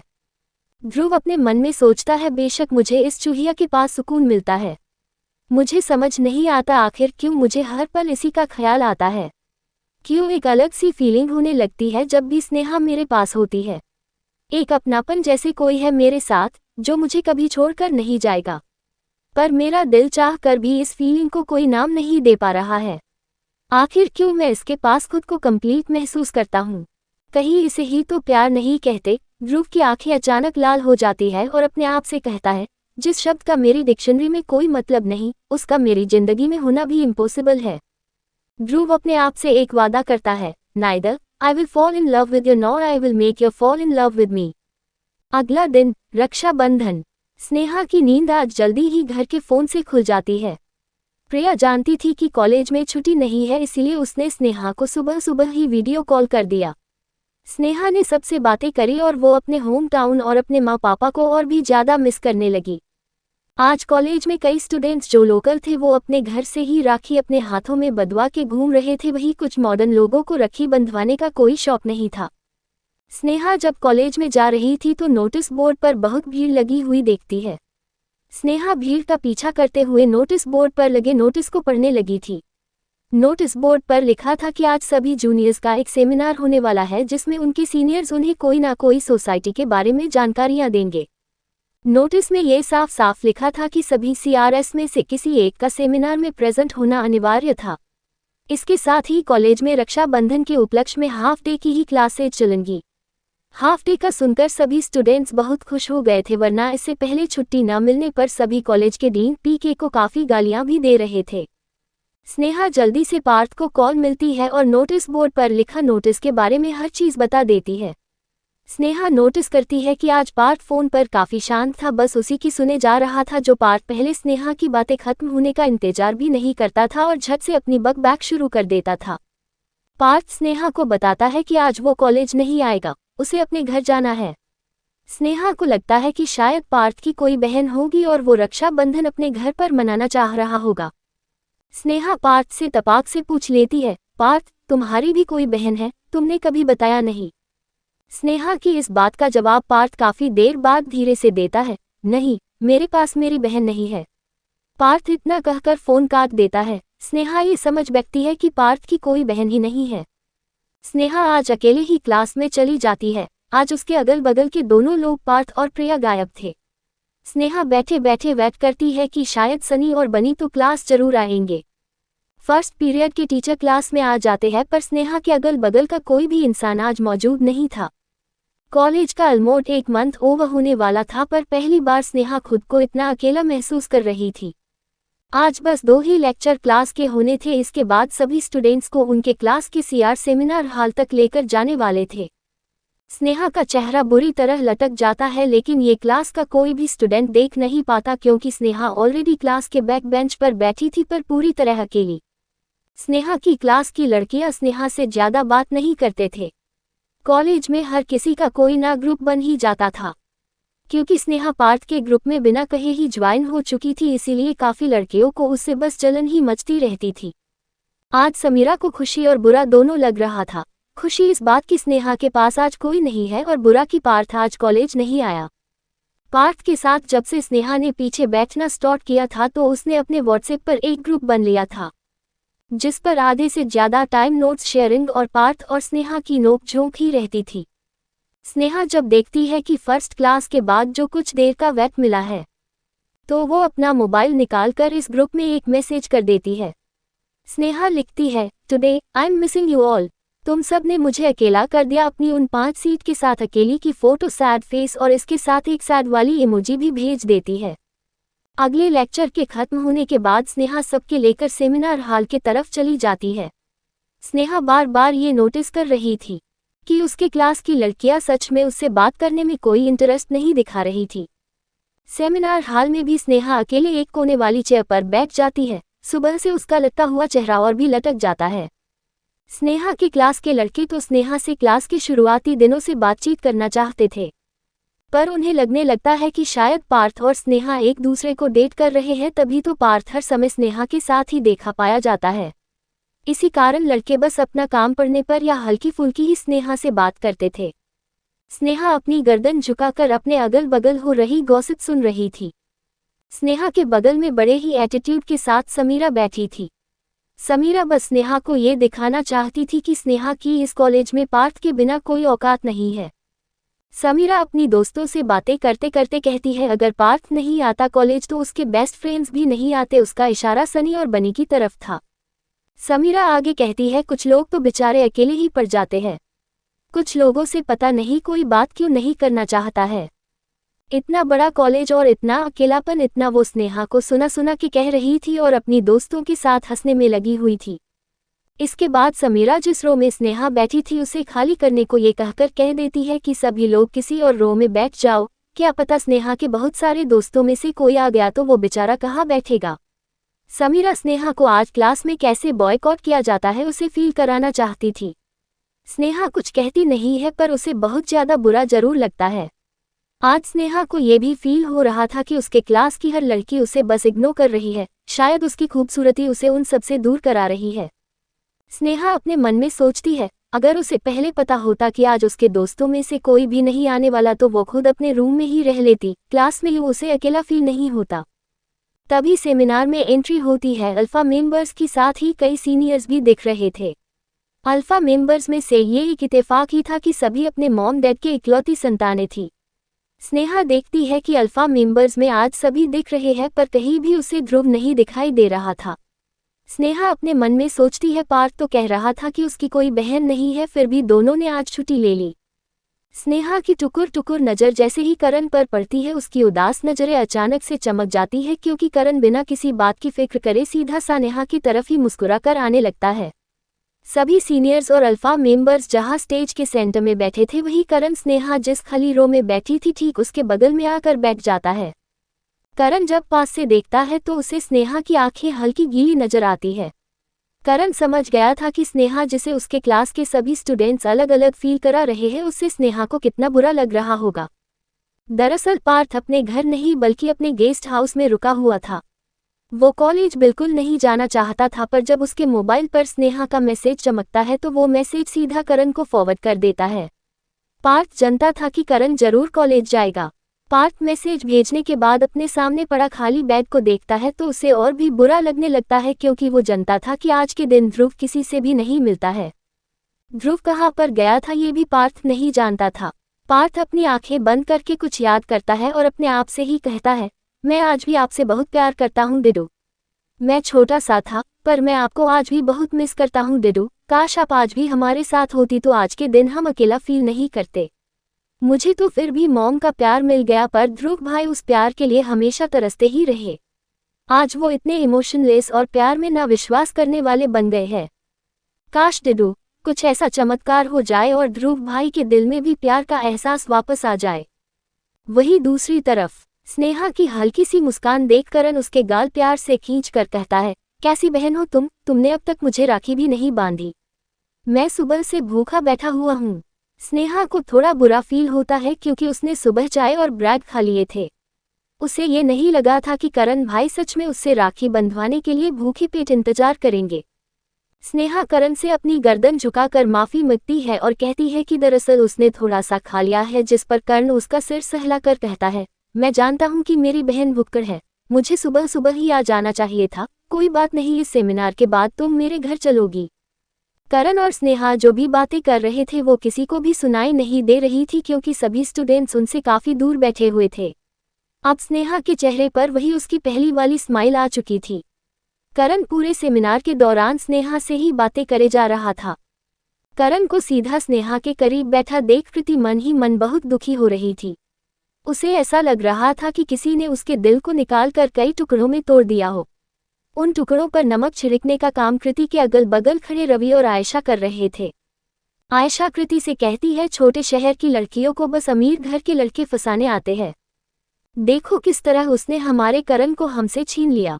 करण ये तक भूल गया कि आज ध्रुव के ये पर ना होने पर अनाउंसमेंट उसी को करनी है। आयशा आगे कहती है, देख लेना कल को ये लड़की करण को छोड़कर और किसी अमीर लड़के को फंसाने लगेगी, जब इसका करण से मन भर जाएगा पुअकारण। इतना कहकर आयशा कृति की दुखती नस पर हाथ रख देती है। रवि भी आयशा की हाँ में हाँ मिला रहा था। आयशा कृति के दिल में थोड़ी सी भी स्नेहा के लिए कोई सॉफ्ट फीलिंग्स नहीं देखना चाहती थी। आयशा थोड़े तेज आवाज में स्टूडेंट्स को एड्रेस करने से पहले करण से कहती है, करण ऐसी क्या बात कर रहे हो जो तुम्हें फर्स्ट ईयर की लड़की के बिल्कुल करीब ही बैठना पड़ गया है। क्या तुम भूल गए हो कि हम सब अल्फा मेंबर्स हैं और तुम्हें हमारे साथ रहना चाहिए, ना कि किसी फर्स्ट ईयर की लड़की के आगे पीछे। अभी तो अनाउंसमेंट भी करनी है, क्या तुम दोनों की बातें आज के सेमिनार से भी ज़्यादा जरूरी है। करण जो खुशी खुशी स्नेहा से बातें कर रहा था, जब उसे आयशा की बातें सुनाई देती है तो गुस्से से आयशा को घूरता है और उस बेवकूफ़ लड़की को समझने में उसका कोई इंटरेस्ट नहीं था, इसीलिए वो स्नेहा का एक हाथ पकड़कर उसे उठता है और कृति से खुद अनाउंसमेंट करने को कह देता है। सारे स्टूडेंट्स ये देखकर शॉक हो जाते हैं कि करण सर ने आयशा मैम के सवालों का जवाब अपने एक्शन से दिया। स्नेहा का एक हाथ पकड़ वो सेमिनार हॉल से बिना किसी को कुछ बताए बाहर निकल जाते हैं। आयशा की सभी के सामने बेइज्जती हो जाती है क्योंकि उनके ही टीम के एक मेंबर ने उन्हें ही जवाब तक देना जरूरी नहीं समझा।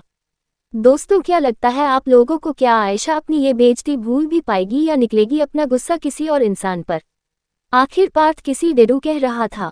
क्यों पार्थ और ध्रुव रक्षा बंधन नहीं मानते? क्यों ध्रुव प्यार नहीं कर सकता स्नेहा से? इस सभी सवालों के जवाब मिलेंगे इस कहानी के आगे के चैप्टर्स में।